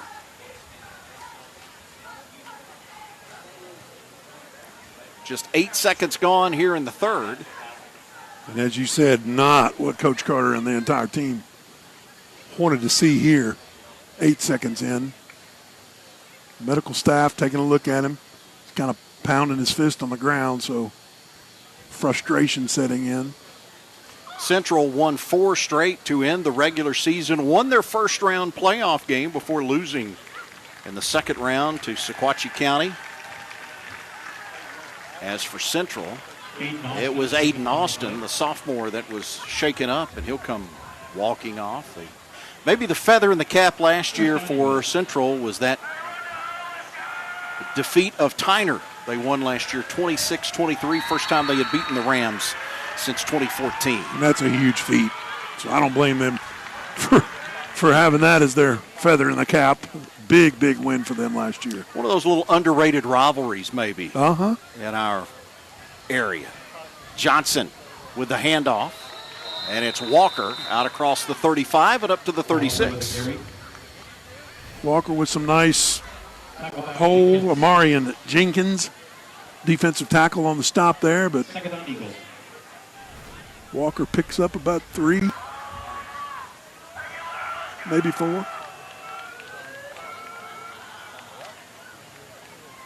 Single receiver comes wide here to the near side. They go back to Walker again. This looks like almost a carbon copy of what we saw from the Signal Mountain drive to open this game. A lot of Eli Walker pounding it between the tackles. He gets to the 40, sets up a 3rd down and 2. MJ Bell on the stop there, but like you said, 3rd and 2. And this is what your wing T offense is all about. You got a lead, you're going to ground and pound it. Chew clock as much as you can and try and hold that lead. Luke Whitworth, single receiver, comes to the bottom of your screen. There comes the penalty flag. This may be a motion penalty on Signal Mountain. Prior to the snap, False start. Number 14 on the offense. 5-yard penalty from the previous spot. Still third down. Well, you go from a 3rd and short situation to now you're faced with a 3rd and 7. Let's go down to the field, check in with Mackenzie Johnson. She's got an injury update. Mackenzie. Yes, unfortunately, it does seem to be cramps again, and I do believe that that won't be the last one that we see tonight. It is very humid down here on the field, but it does seem the boys are cramping up a lot. Johnson throwing on the run, and he's intercepted. There's that turnover they've been looking for. Pass was picked off by Zach Myrie. He's been all over the field tonight, and he comes up with the turnover. Sure has. Junior cornerback just comes up. Looked like the ball was overthrown just a little bit, but let's not discount Zach Myrie for being Johnny on the spot and being able to pick that off. Now, can Central capitalize is the big question here. Well, each team now. They needed that in a big way. Yes, they did. They certainly did. Each team now with a turnover in this game. Central turned it over back in the first half. Now Signal Mountain turns it over. Central starts this drive in plus territory. They've got a 1st and 10 at the Eagle 47-yard line. And here's Elvey. And Elvey hit by Edmondson and dropped inside the 45, give him the 44-yard line. If there's a contact to ground speed ratio, that one's in the top 3 right there. I mean, as soon as he got his arms wrapped around him, Edmondson throws him to the ground. Edmondson, a great story in talking with his head coach and Mark Mariakis about him this week. A fantastic player. Just a great leader. I mean, he's everything you want in a youngster. Getting it done in the classroom as well. He's applied to the Naval Academy. Not too shabby.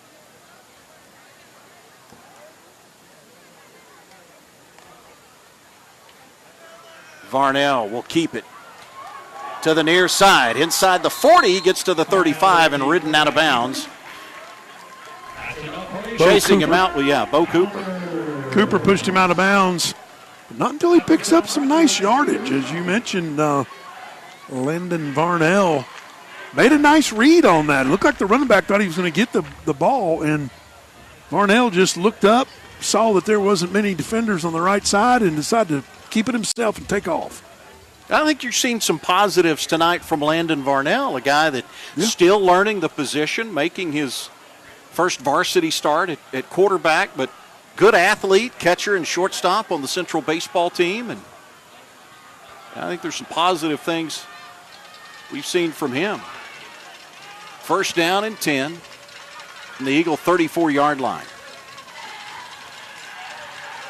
Johnson, or Varnell rather, stepping up and in trouble.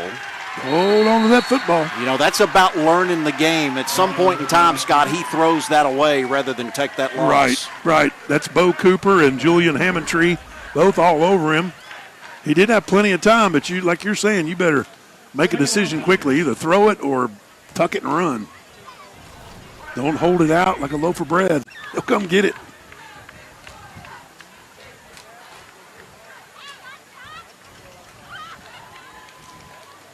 The Signal Mountain defensive line, one that has been challenged by Mark Mariakis. Said he's got about 6-7 guys. He's going to rotate them up front, and he wanted them to set the tone for this defense and for this season.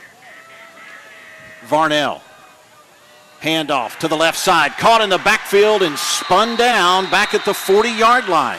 Eli Walker.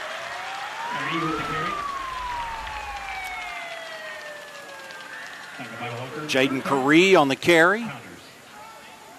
Curry getting some playing time tonight after some injuries back in the first half. Central going without Nakaris Cheaton, who was injured early in this game. They're down now 2 starters after tonight.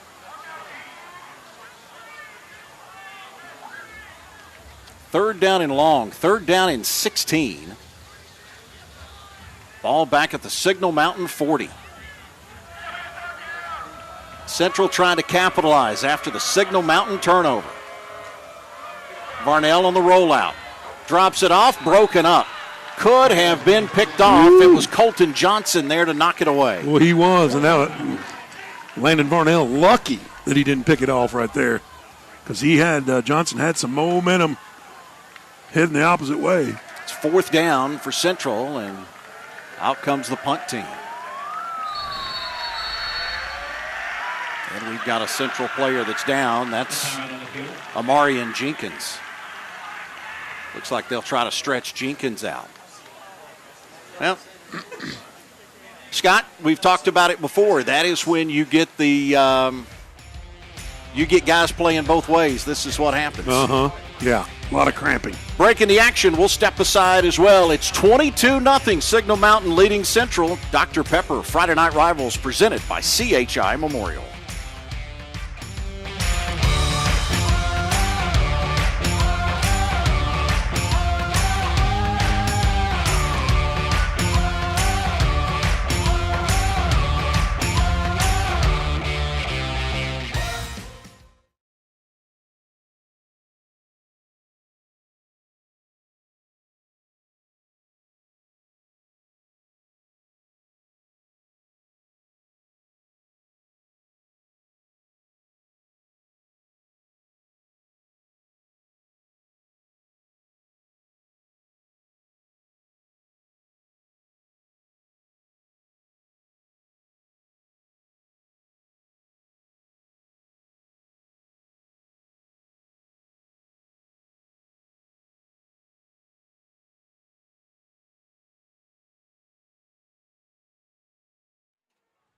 Why not? Yeah.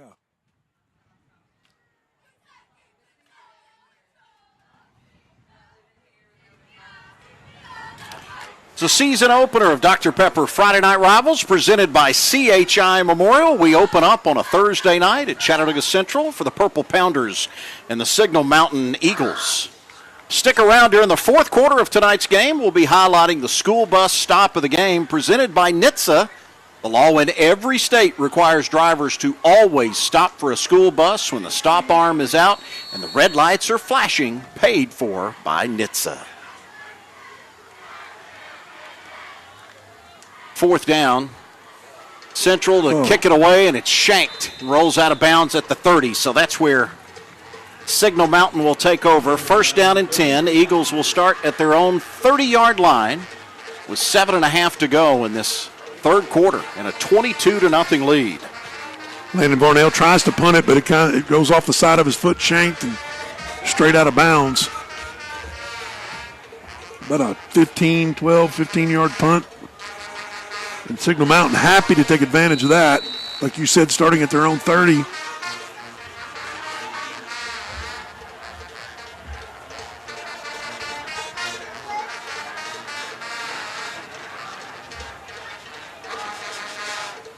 Here's the give to Walker again, and Walker is blasted by M.J. Bell. Lit up, M.J. Bell. My goodness. That was downhill.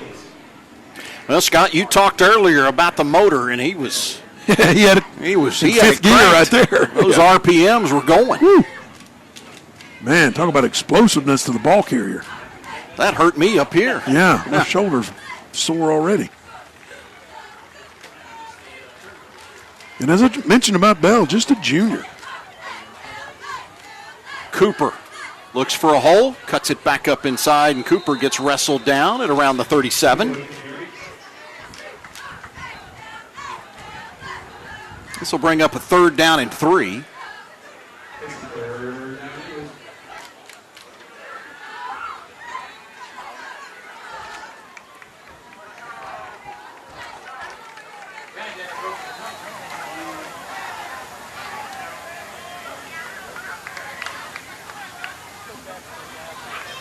Johnson on a 3rd and 3. Zimmerman in motion. The feed. Walker to the 40.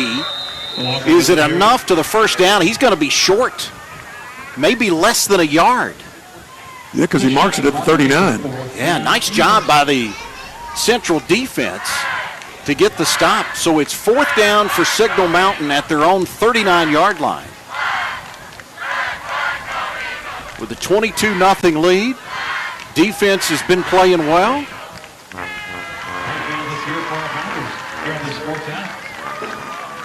You go for the hard count here, try to draw them off sides, maybe the quick kick. It's Johnson on the keeper. He's got the first down. He's got more. Johnson across midfield to the 48 and an Eagle first down. Penalty flag has come out, so hold on.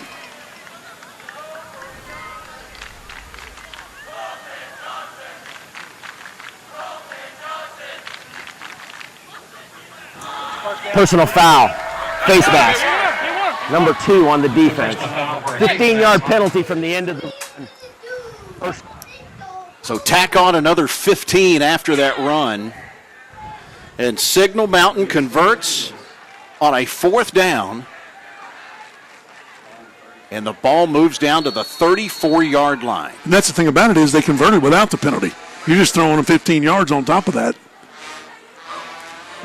Giving them some real good momentum this possession. Here's Johnson to throw. Quick out, complete at the 30-yard line. Struggling forward after picking up a couple is Levi Duffy, the sophomore. It looked like he had his knee on the ground when he caught it, but hey, you don't catch them all. He was able to pick up another yard, maybe 2 yards after that. Down to the 26-yard line. And Colton Johnston, I mean, that's not a bad-looking throw.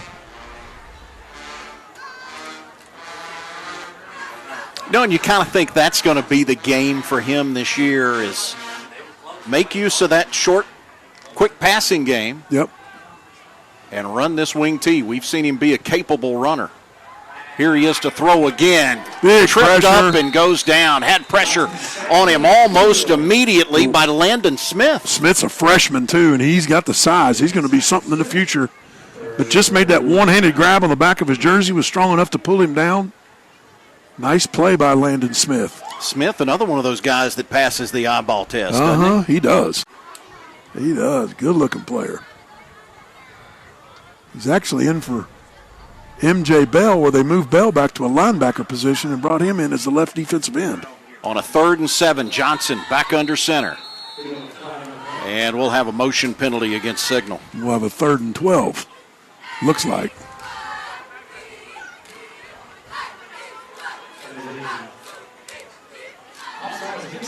Yard penalty. Still 3rd down. Was an offsides penalty on one of the wideouts on the far side.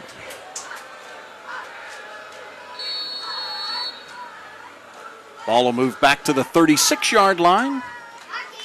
And as Quake mentioned, it turns into now a 3rd down and a long situation.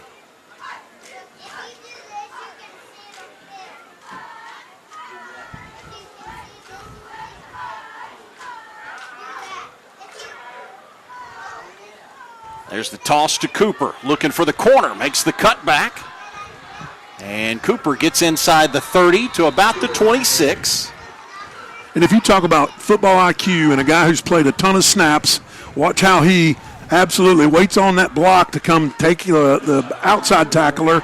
Then as soon as his teammate picks up that block, he cuts it inside for a nice gain. That's just a guy who's been on the field on Friday nights, in this case Thursday night, but on Friday nights and just comfortable out there knowing how to get the job done. That's Bo Cooper. Here goes Walker. He is gang tackled as he's hit almost as soon as he takes the handoff. They give him the 25-yard line. He's still going to be about a yard shy. And that will result in Central getting the football back. So we've had an interception and a punt and a turnover on downs to start this 3rd quarter. 3:01 remaining when we return. Purple Pounders ball. Dr. Pepper Friday Night Rivals presented by CHI Memorial returns to Central after this.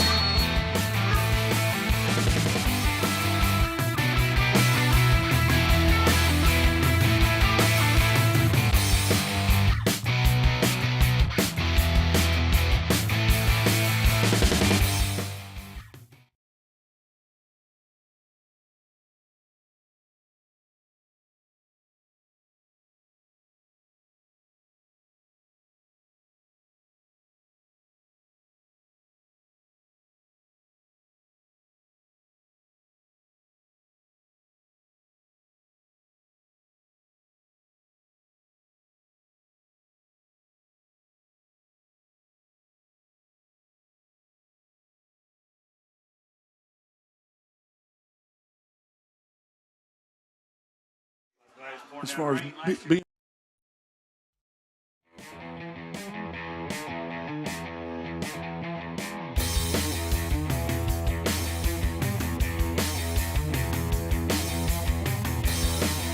.301 remaining in the third quarter. Signal Mountain still with a 22-0 lead. That was our score at the half in this third quarter. Signal Mountain got the ball to begin the quarter. They turn it over with an interception. Central then forced a punt. And then Signal Mountain puts together an 8-play drive, and they turn it over on downs on a failed fourth down attempt. Mark Mariaka's got a little riverboat gambler in him tonight. Yeah, Clay. he does. He's gone for it on fourth downs a couple of times. Yes, he has. And, so far in this third quarter, it's just been smash mouth back and forth and, get some yardage, then lose yardage, and the defense steps up and makes a play. That's on both teams. LV in the backfield with Varnell. That's Jenkins that goes in motion across the formation. And here comes LV. Tries to get away from a blocker, and he can't. It was Nick Jackson that got a handful of jersey and just held on. Jackson, strong, aggressive guy, loves football, loves the contact, brings the energy. As we said, he's just a junior, too. So he was the defensive lineman last year, but really playing well out of that inside linebacker position so far tonight. And Nick Jackson is fired up right now.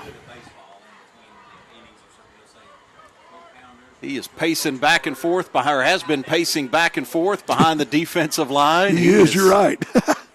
He is revved up. Twins right, single receiver, top of your screen left. Varnell to throw.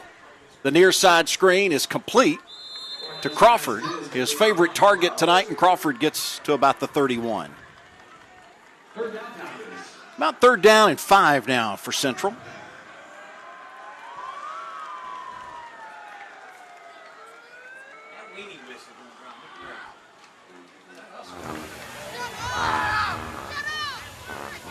Central down 2 starters that were hurt in the first half of this game. Tevin Jackson, expected to be a key contributor, was hurt in the preseason in a scrimmage, so a team that already had a lot of question marks has developed even more, I think, so far tonight. Daniel Elvey, who we've seen carry, he's number 4, and he's in the backfield right now with Landon Varnell.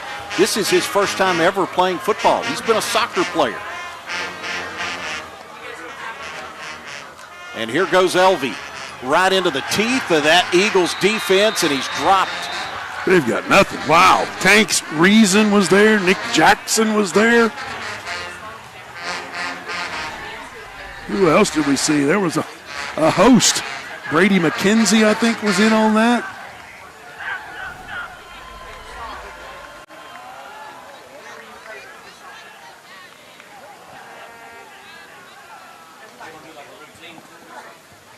So it brings up a 4th down and long. Under a minute to go in this third quarter. We've had no score. It was 22-0 at the half. And that's where we sit now on this 4th down.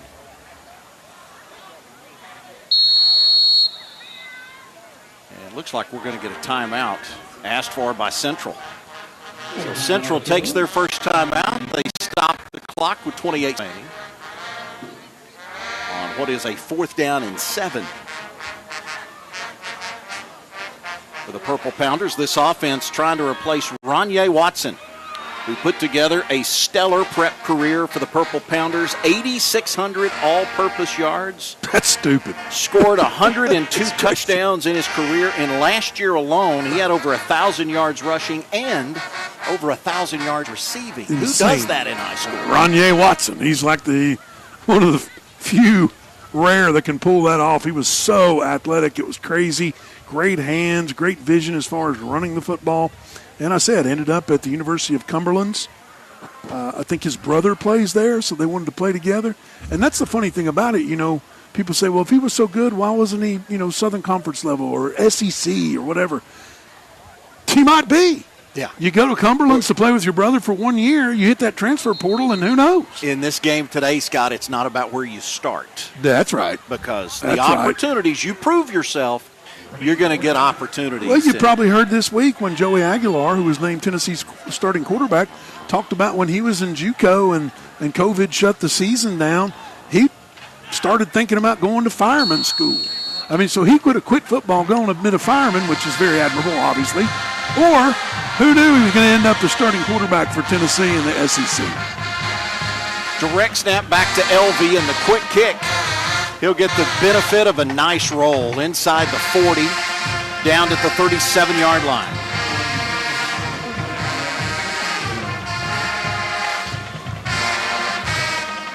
So Signal Mountain takes over with a 1st and 10 at their own 37, and we've got 18 seconds left in the third quarter.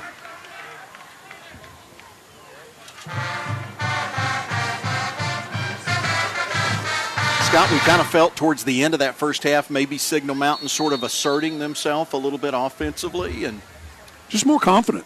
Here in the second half, it doesn't feel like they've been able to get on track yet. Seems like they'll make 2 good plays and then shoot themselves in the foot a little bit, or give up a tackle for a loss. Like here, stop for no gain on Cooper. But again, Central's defense is playing well. That is the 12th offensive play ran by Signal Mountain in this quarter. Their first 2 drives ended in an interception, and they turned it over on downs. The third quarter comes to a close. We go to the fourth, 22-0. Signal Mountain leading Central. Dr. Pepper Friday Night Rivals presented by CHI Memorial.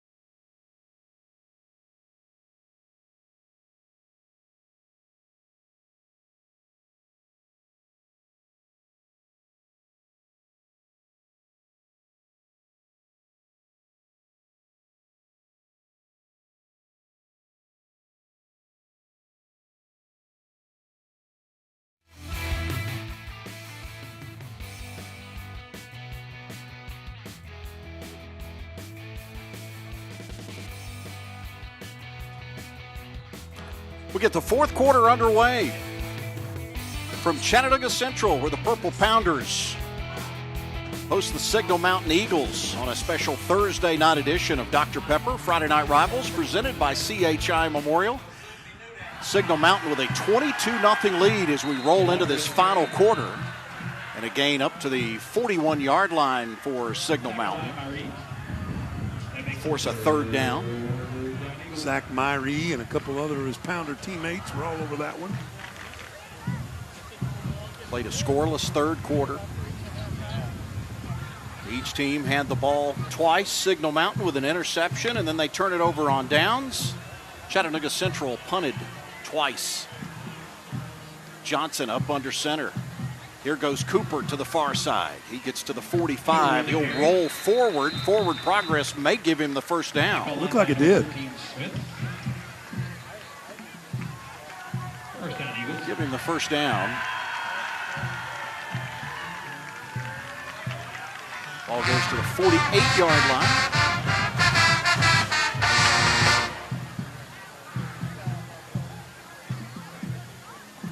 Mark Mariakis, in his second year of leading this Signal Mountain program, said that he thought he and his staff and that team a season ago set the foundation for what they want this program to be. Here's the give to Walker, and Walker just a bully to the 49-yard line. And, he mentioned it too. He was just like, when it's, you've got your the program the way you want it to be going, when senior leadership is correcting young players and coaches don't have to say a word. I think that was a big part of it too. The accountability standard, he said, was set last summer, and it continues, with leaders like we've been talking about, Bo Cooper, Colton Johnston, J.B. Zimmerman, Sam Edmondson. These guys are all the leaders, and they kind of set the tone for the youngsters. Nick Jackson getting the carry, and Jackson gets to the 40-yard line. That's another first down. Well, you talk with Mark Mariakis, it's sort of like being at a coaching clinic anyway. I mean, he can give you a pretty good lecture on the right way to run a program, and certainly he's a guy that's done it long enough. He told you and I a year ago, I asked him, said, what do you do when you take over a program? He goes, you've got to establish the accountability and the discipline. Mm-hmm. And he told us this year, yeah, we did that a season ago. Ball was dropped. It's loose. There's a scrum for it. Back across the 45-yard line. About the 46, and Central comes up with it. Myrie again. Zach Myrie is all over the place. Second turnover of the night for Signal Mountain.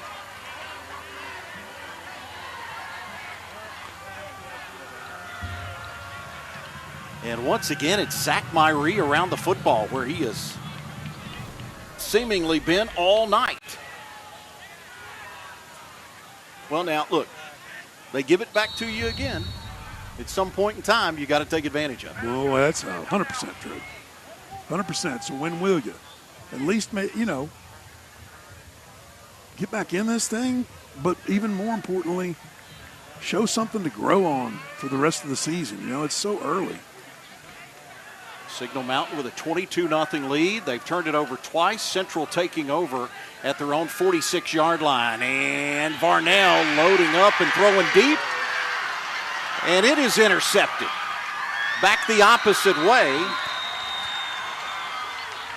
On the Levi Duffy. On the return, yeah, it was Levi Duffy. Sophomore Levi Duffy playing center field back there in the safety position, and he gets a fairly easy interception, just thrown up in the air. Duffy brings it down, takes it a couple yards. It's a nice turnover. Duffy, a sophomore, young guy.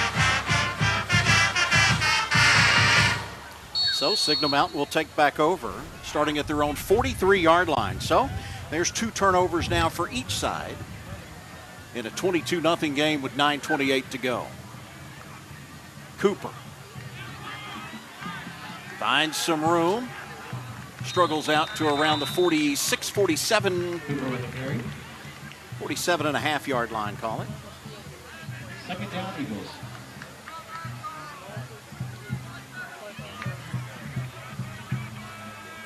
Talked to Coach Mariakis about that 4-game losing streak that ended last season. He said it was the size and strength that got them beat. He said they have instituted a weight program in the offseason at Signal Mountain. He says we're not where we need to be, but we're a little bigger and a little stronger than we were a season ago. Johnson to throw. Has it completed to the 45-yard line across midfield. MJ Bell. That was Duffy that made the reception.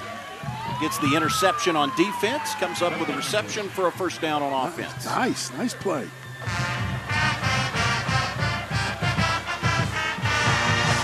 Signal Mountain has it in Central Territory, the 45-yard line. Ahead by 3 scores, 8.5 to go in the game. Luke Whitworth goes to the top of the screen. There's the toss back again to Nick Jackson, and we've got a penalty flag that has come out.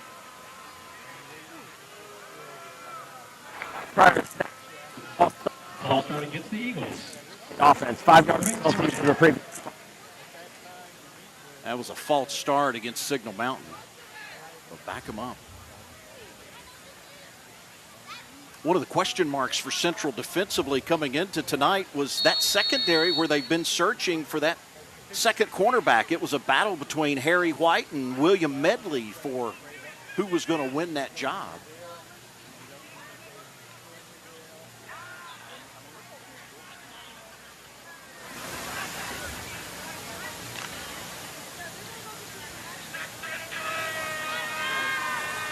From midfield, here's Jackson again. Pretty good speed. Gets to the 40, he gets 10. Check out the rounds by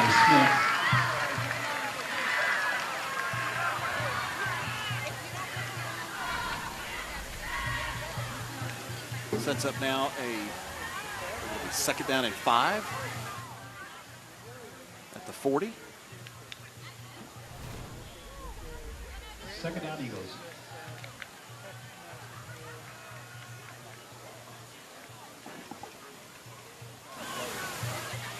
There's the give again. Cooper. This is Cooper. And Cooper will bounce off blockers to the 25 and the Eagle first down. Nice run. 15-yard run by Bo Cooper. One of his teammates down. Another cramp issue. This time it's on the Signal Mountain team. I believe that's Trevor Curtis. Trevor Curtis shaken up. He'll get some attention from the trainers are breaking the action. Let's step aside. 7:09 to go in the game. Signal Mountain with a 22-0 lead. Back to Central after this on Dr. Pepper Friday Night Rivals presented by CHI Memorial.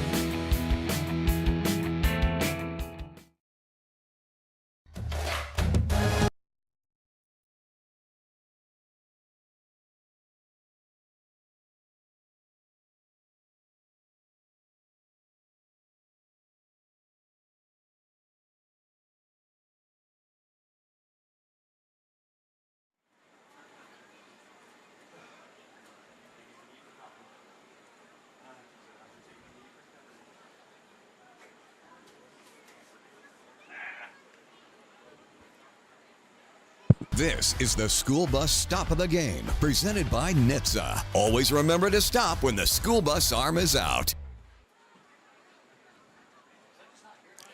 Let's take a look at tonight's school bus stop of the game, presented by NHTSA. Always stop for school buses when the stop arm is out and the red lights are flashing. Not stopping or trying to beat the stop arm puts lives at risk and can result in large fines, points on your license, and a license suspension paid for by NHTSA. Julian Hammondtree with our bus stop play of the game coming through with the sack.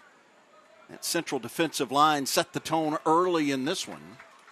As Trevor Curtis has come to his feet and now he drops back down, the cramping again. You have a lot of guys playing both ways early in the year, Scott. This is what happens. This is what happens. We see it each and every year, regardless of the team, regardless of the state, regardless of the classification, it doesn't matter. And coaches will preach, guys, don't wait until Thursday or Friday to start that hydration. Yes. You got to do it all week long. You sure do, man. Sure do.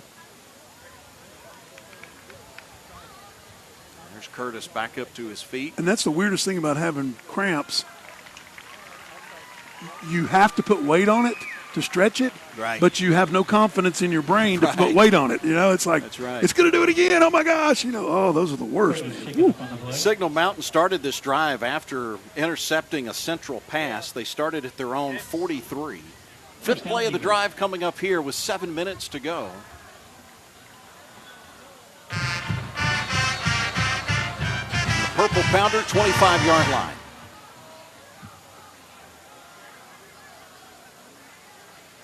Johnson will hand it off to Walker, and he is blasted. As soon as he took the handoff, he gets hit hard by Trey Murray, the sophomore. That was a blast. You're seeing both these coaches get some of these young guys reps. I mean, that's going to be golden down the road. Gain of a yard. Call it second down and 9. Ball goes to the 24-yard line.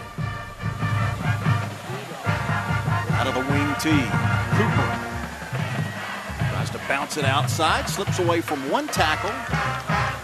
Ganged up on over along the far sideline. He gets inside the Dr. Pepper maroon zone to about the 19. Amarian Jenkins with the stop, but Cooper just runs so low to the leaning forward. I mean, he does all the things that you'd coach a really good running back to do. Brings up a third down, about 3rd and 4. Ball is set on the 19-yard line. What we like to do is to either have retired officials or we're putting our first-year guys. Johnson in there in the backfield, and there's that hard snap count. You see that front for Central all move.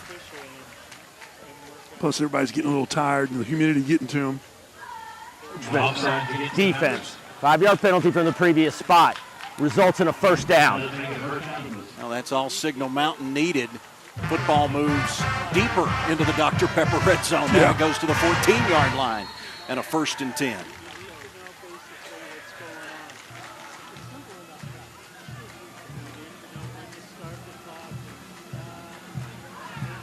Johnson in at the fullback, and it's Johnson that gets the carry, and he is hit almost immediately when he takes the handoff.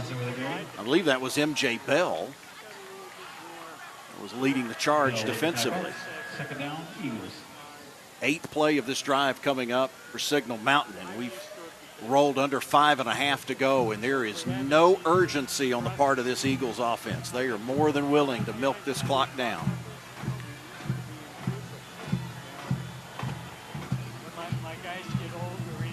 Second down and 6. Johnson outside on the keeper. He gets the 5, and he's out of bounds. Not a bad improvisation. What's that word? Improvisation. Improvisation, thank you. Not a bad one at all. I mean, he turned. There wasn't the ball carrier there, so either he lost that in his mind or the ball carrier didn't go the right way. Either way, Colton Johnston just takes it left and runs, shows his athletic ability, has a couple guys miss. Sets up a 3rd down and 1 at the 5-yard line. That was a great run just to get as far as you could, and you almost got a first down. We've seen that little naked boot work for Signal Mountain a couple of times tonight. I'm not so sure that was intended, though, on that one. It looked like he kind of surprised a little bit. There's the keeper. And looks like Johnson will be stopped. He gets inside the 5. But I'm not sure that he gets enough. He will not. He is going to be a couple of feet shy of the first down. 10th play of the drive coming up for Signal Mountain. They started this drive at their own 43-yard line, faced with a 4th down and less than a yard from the Central 4, or 4.5.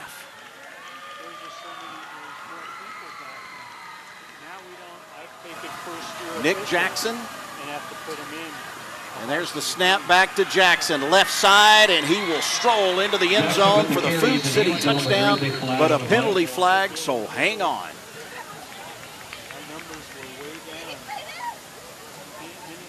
Kind of in the offensive backfield, too. So. Holding. Number 77 on the offense. 10-yard penalty from the previous spot. Replay 4th down. Well, that makes 4th down a little more difficult now. Holding against the Eagles. We've seen Signal Mountain go for it a couple of times tonight on 4th down and convert. Let's see, looks like we may see the field goal unit here, and Colton Seltzer coming out. This will be Colton Johnson to hold, Seltzer to kick. This will be a 33-yard field goal attempt from the left hash.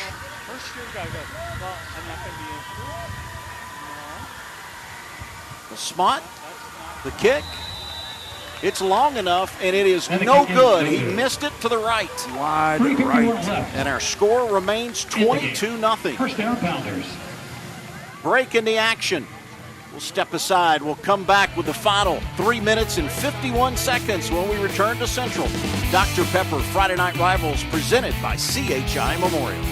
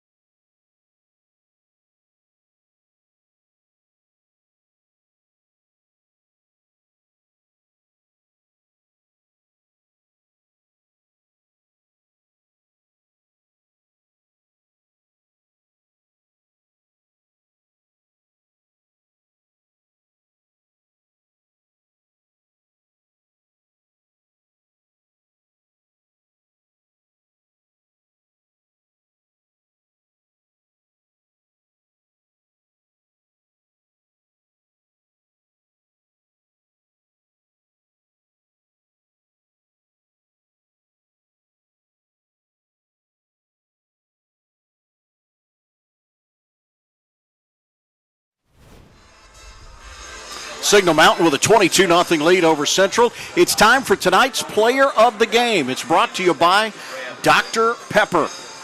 Colton Johnson has done a fantastic job directing this offense tonight for Signal Mountain, making his first varsity start with 48 seconds remaining in the first half. He takes it in from 16 yards out, and that made it 22-0. And Quake, that's how the score still remains. Colton has been impressive tonight. There is no doubt about it. Just really impressed with his ability to come in. Junior, who was not a quarterback before, and really has played well tonight. There were some mistakes early, but that's going to happen. That Colton Johnson had a really nice kind of foundation game to go build on for the rest of the year. Central takes over after the missed field goal at the 20-yard line. Gain out to the 21. As we've got 3 minutes and 44 seconds left to go.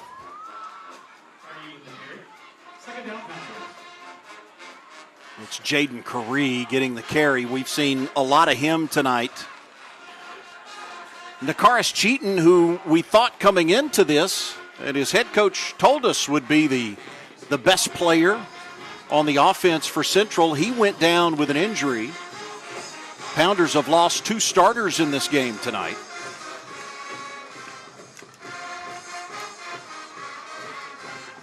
We also see a new quarterback. It's Carter Smith, and Smith has it picked off. Look out on the return. It's Will Reyes, and Reyes will bring it inside the 5-yard line, and Signal Mountain back knocking on the door with 2:55 to go, back inside the Dr. Pepper Maroon zone. Just nice play. Once again, heads up, watching the football in the air. Floated a little bit. Reyes was able to pick it off and take it the other way. It's our 5th turnover of this game and the 3rd for Chattanooga Central. And that's Reyes' first start. You know he wanted to get a pick 6. You know he did. And he came awfully close, but another, again, just a really heads-up play for Will Reyes, the senior. There are 3 first-time starters of the 4 in that Signal Mountain secondary. First down and goal at the 2-yard line. 2:55 remaining. And we're going to have a timeout asked for by Signal. So each team with 2 timeouts left. Mention the 5 turnovers. We have had a scoreless second half. This was a 22-0 game in the first half at halftime. That Johnson touchdown made it 22-0.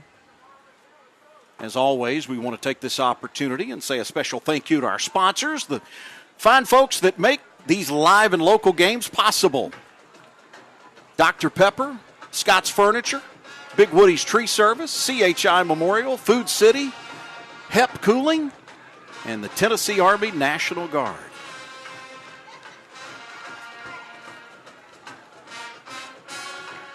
Signal Mountain with a chance to put the exclamation point on this victory. They would go to 1-0 to open up their season.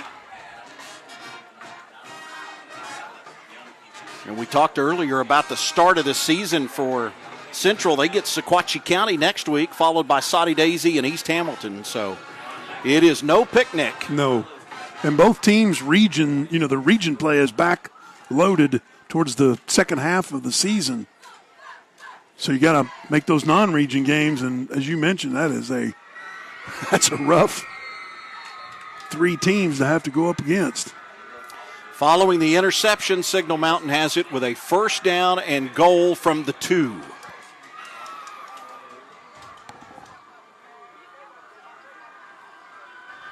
Jackson straight ahead. Nobody laid a finger on him. Untouched. The Food City touchdown for Nick Jackson.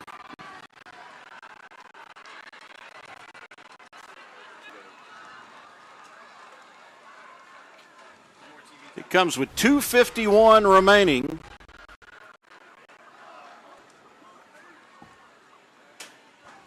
Selzer out to attempt the extra point. Out of the hold of Colton Johnson.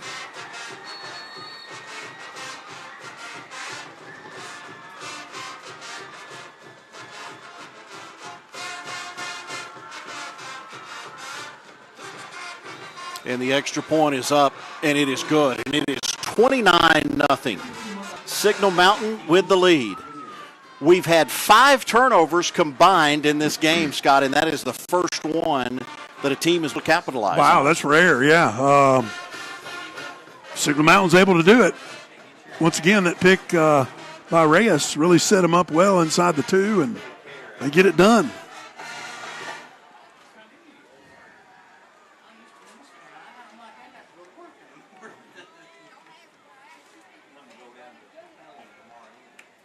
Well, so we'll get ready for our Aspire Dermatology kickoff.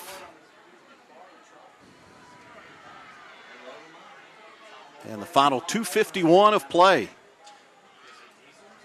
Our opening night of Dr. Pepper Friday Night Rivals presented by CHI Memorial. I guess I should say Thursday Night Rivals, right? Yeah. A couple Thursday games this year on how the about schedule. that? Yeah.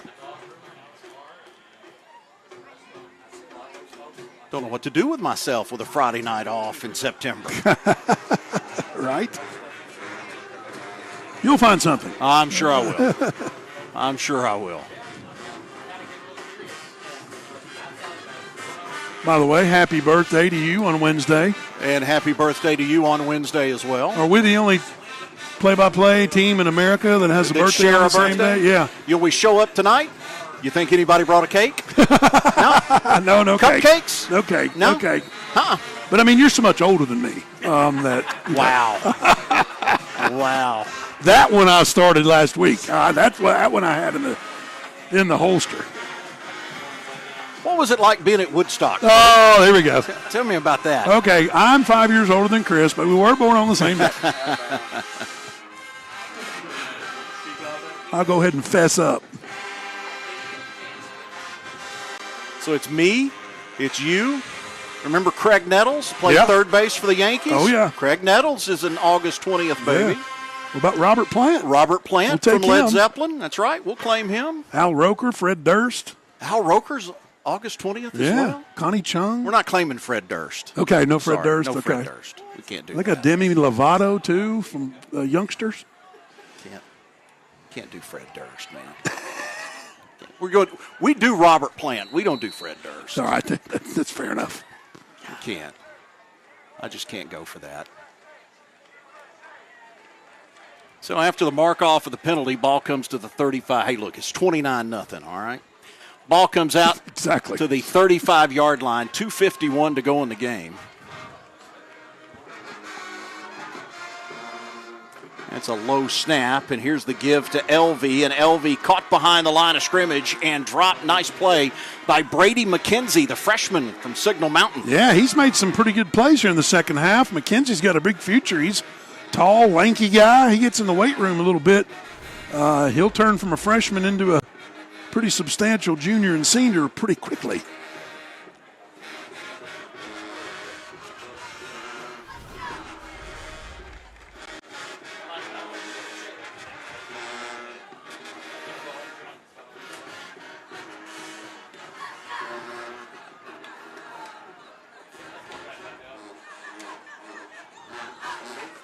Varnell back in at quarterback.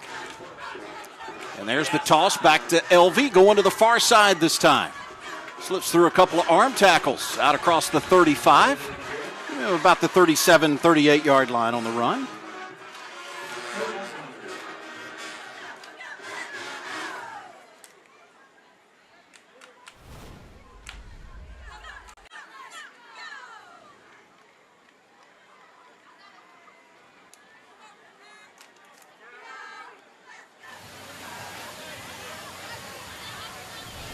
Sets up a 3rd down and 5 for the Purple Pounders. Central 7-5 last year. Won a playoff game. We're being bounced out by Sequatchie County. Signal Mountain will see those Indians coming very quickly. Varnell again to throw, middle screen, and it's dropped. He had some room to roam, too.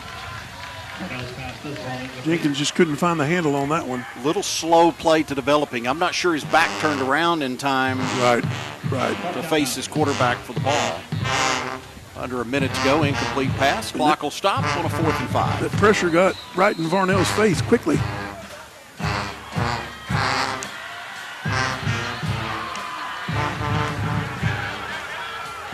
Central asked for a timeout. That is their second of this half.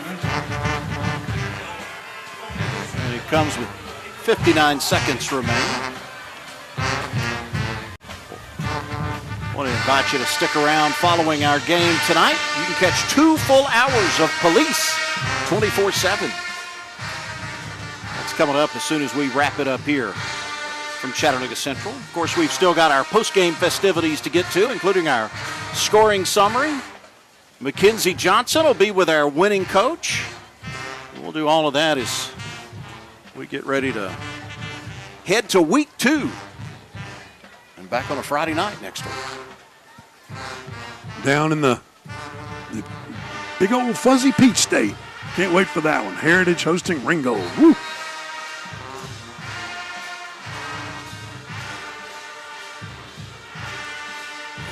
Quick drive home for you after the game? I could say that's not a big factor, too. I won't deny it. I feel you. Varnell takes the snap. There's the toss. And it's Amarian Jenkins to the left side, and he's cut down on a 4th down. Stop made by Luke Whitworth. Clock will stop on the change of possession with 52 seconds left. As Signal Mountain will take over with a 1st down and 10. And they start at the Central 39.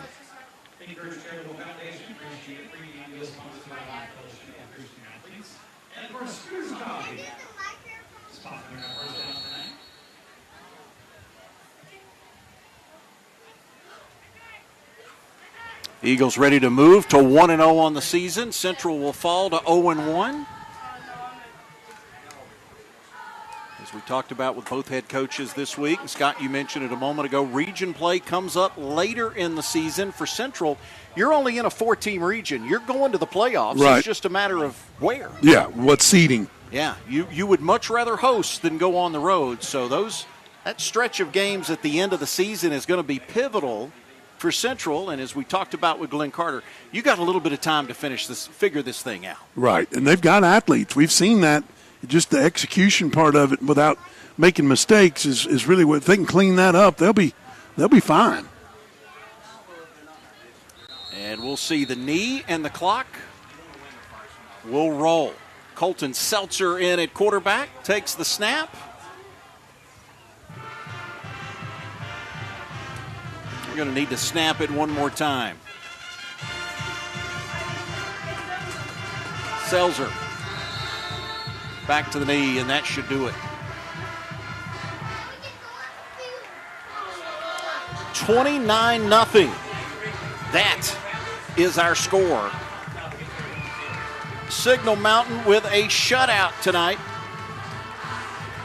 That wraps it up here from Chattanooga Central. We'll come back. We'll have our post-game report. Mackenzie Johnson will be with the head coach of the Signal Mountain Eagles in Mark Mariakis. We'll get to that when we return. You're watching Dr. Pepper Friday Night Rivals presented by CHI Memorial.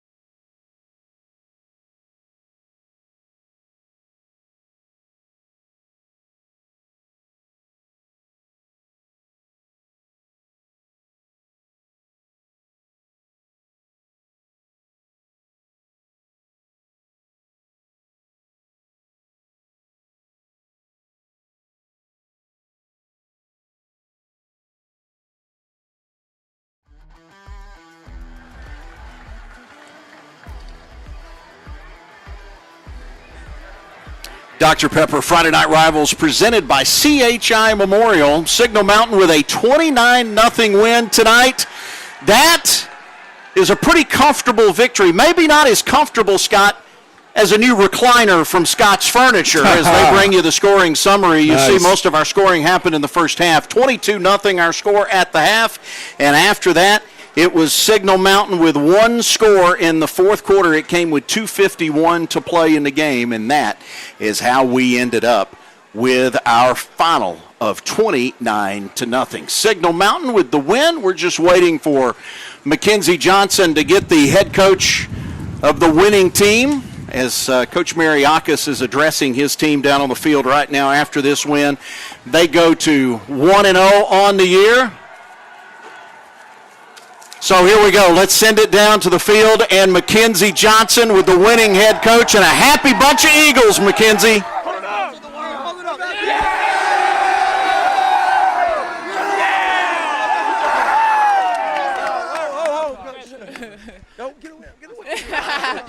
Congratulations, Coach. What a great way to start the season off. Talk about how proud you are of your boys tonight. Well, this group right here, we said it all along. They're not going to be the biggest and the fastest, but they've got the biggest heart. They love each other. They play for each other. They trust each other, and that's kind of the reward they get for just being coachable and putting it all on the line. That's a good football team we beat.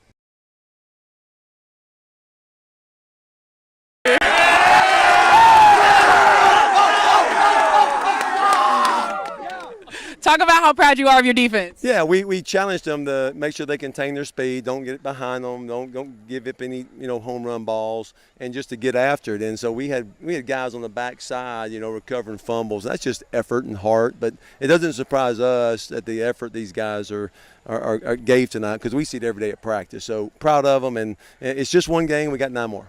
Gotcha. Number 5, Johnston, was player of the game tonight. He is.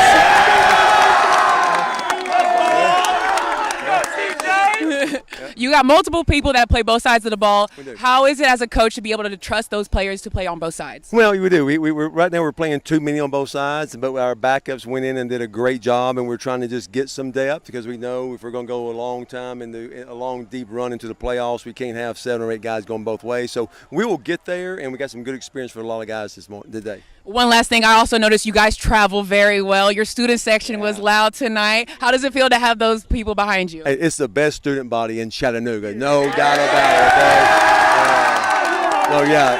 it. So anyway. Congratulations, and enjoy the belt presented by Dr. Pepper. Congratulations, Coach. Congrats, guys. Back to you, Chris. Scott, it never gets old. No, right? It doesn't. The presentation of the belt never gets old. Mackenzie, literally, as soon as she stepped into that huddle, they knew what she was carrying, and those kids started going nuts for it. It was like starving coyotes. We'll do it again. We'll do it again next week on a Friday night. We head down to Heritage as they host Ringgold, little battle for Catoosa County.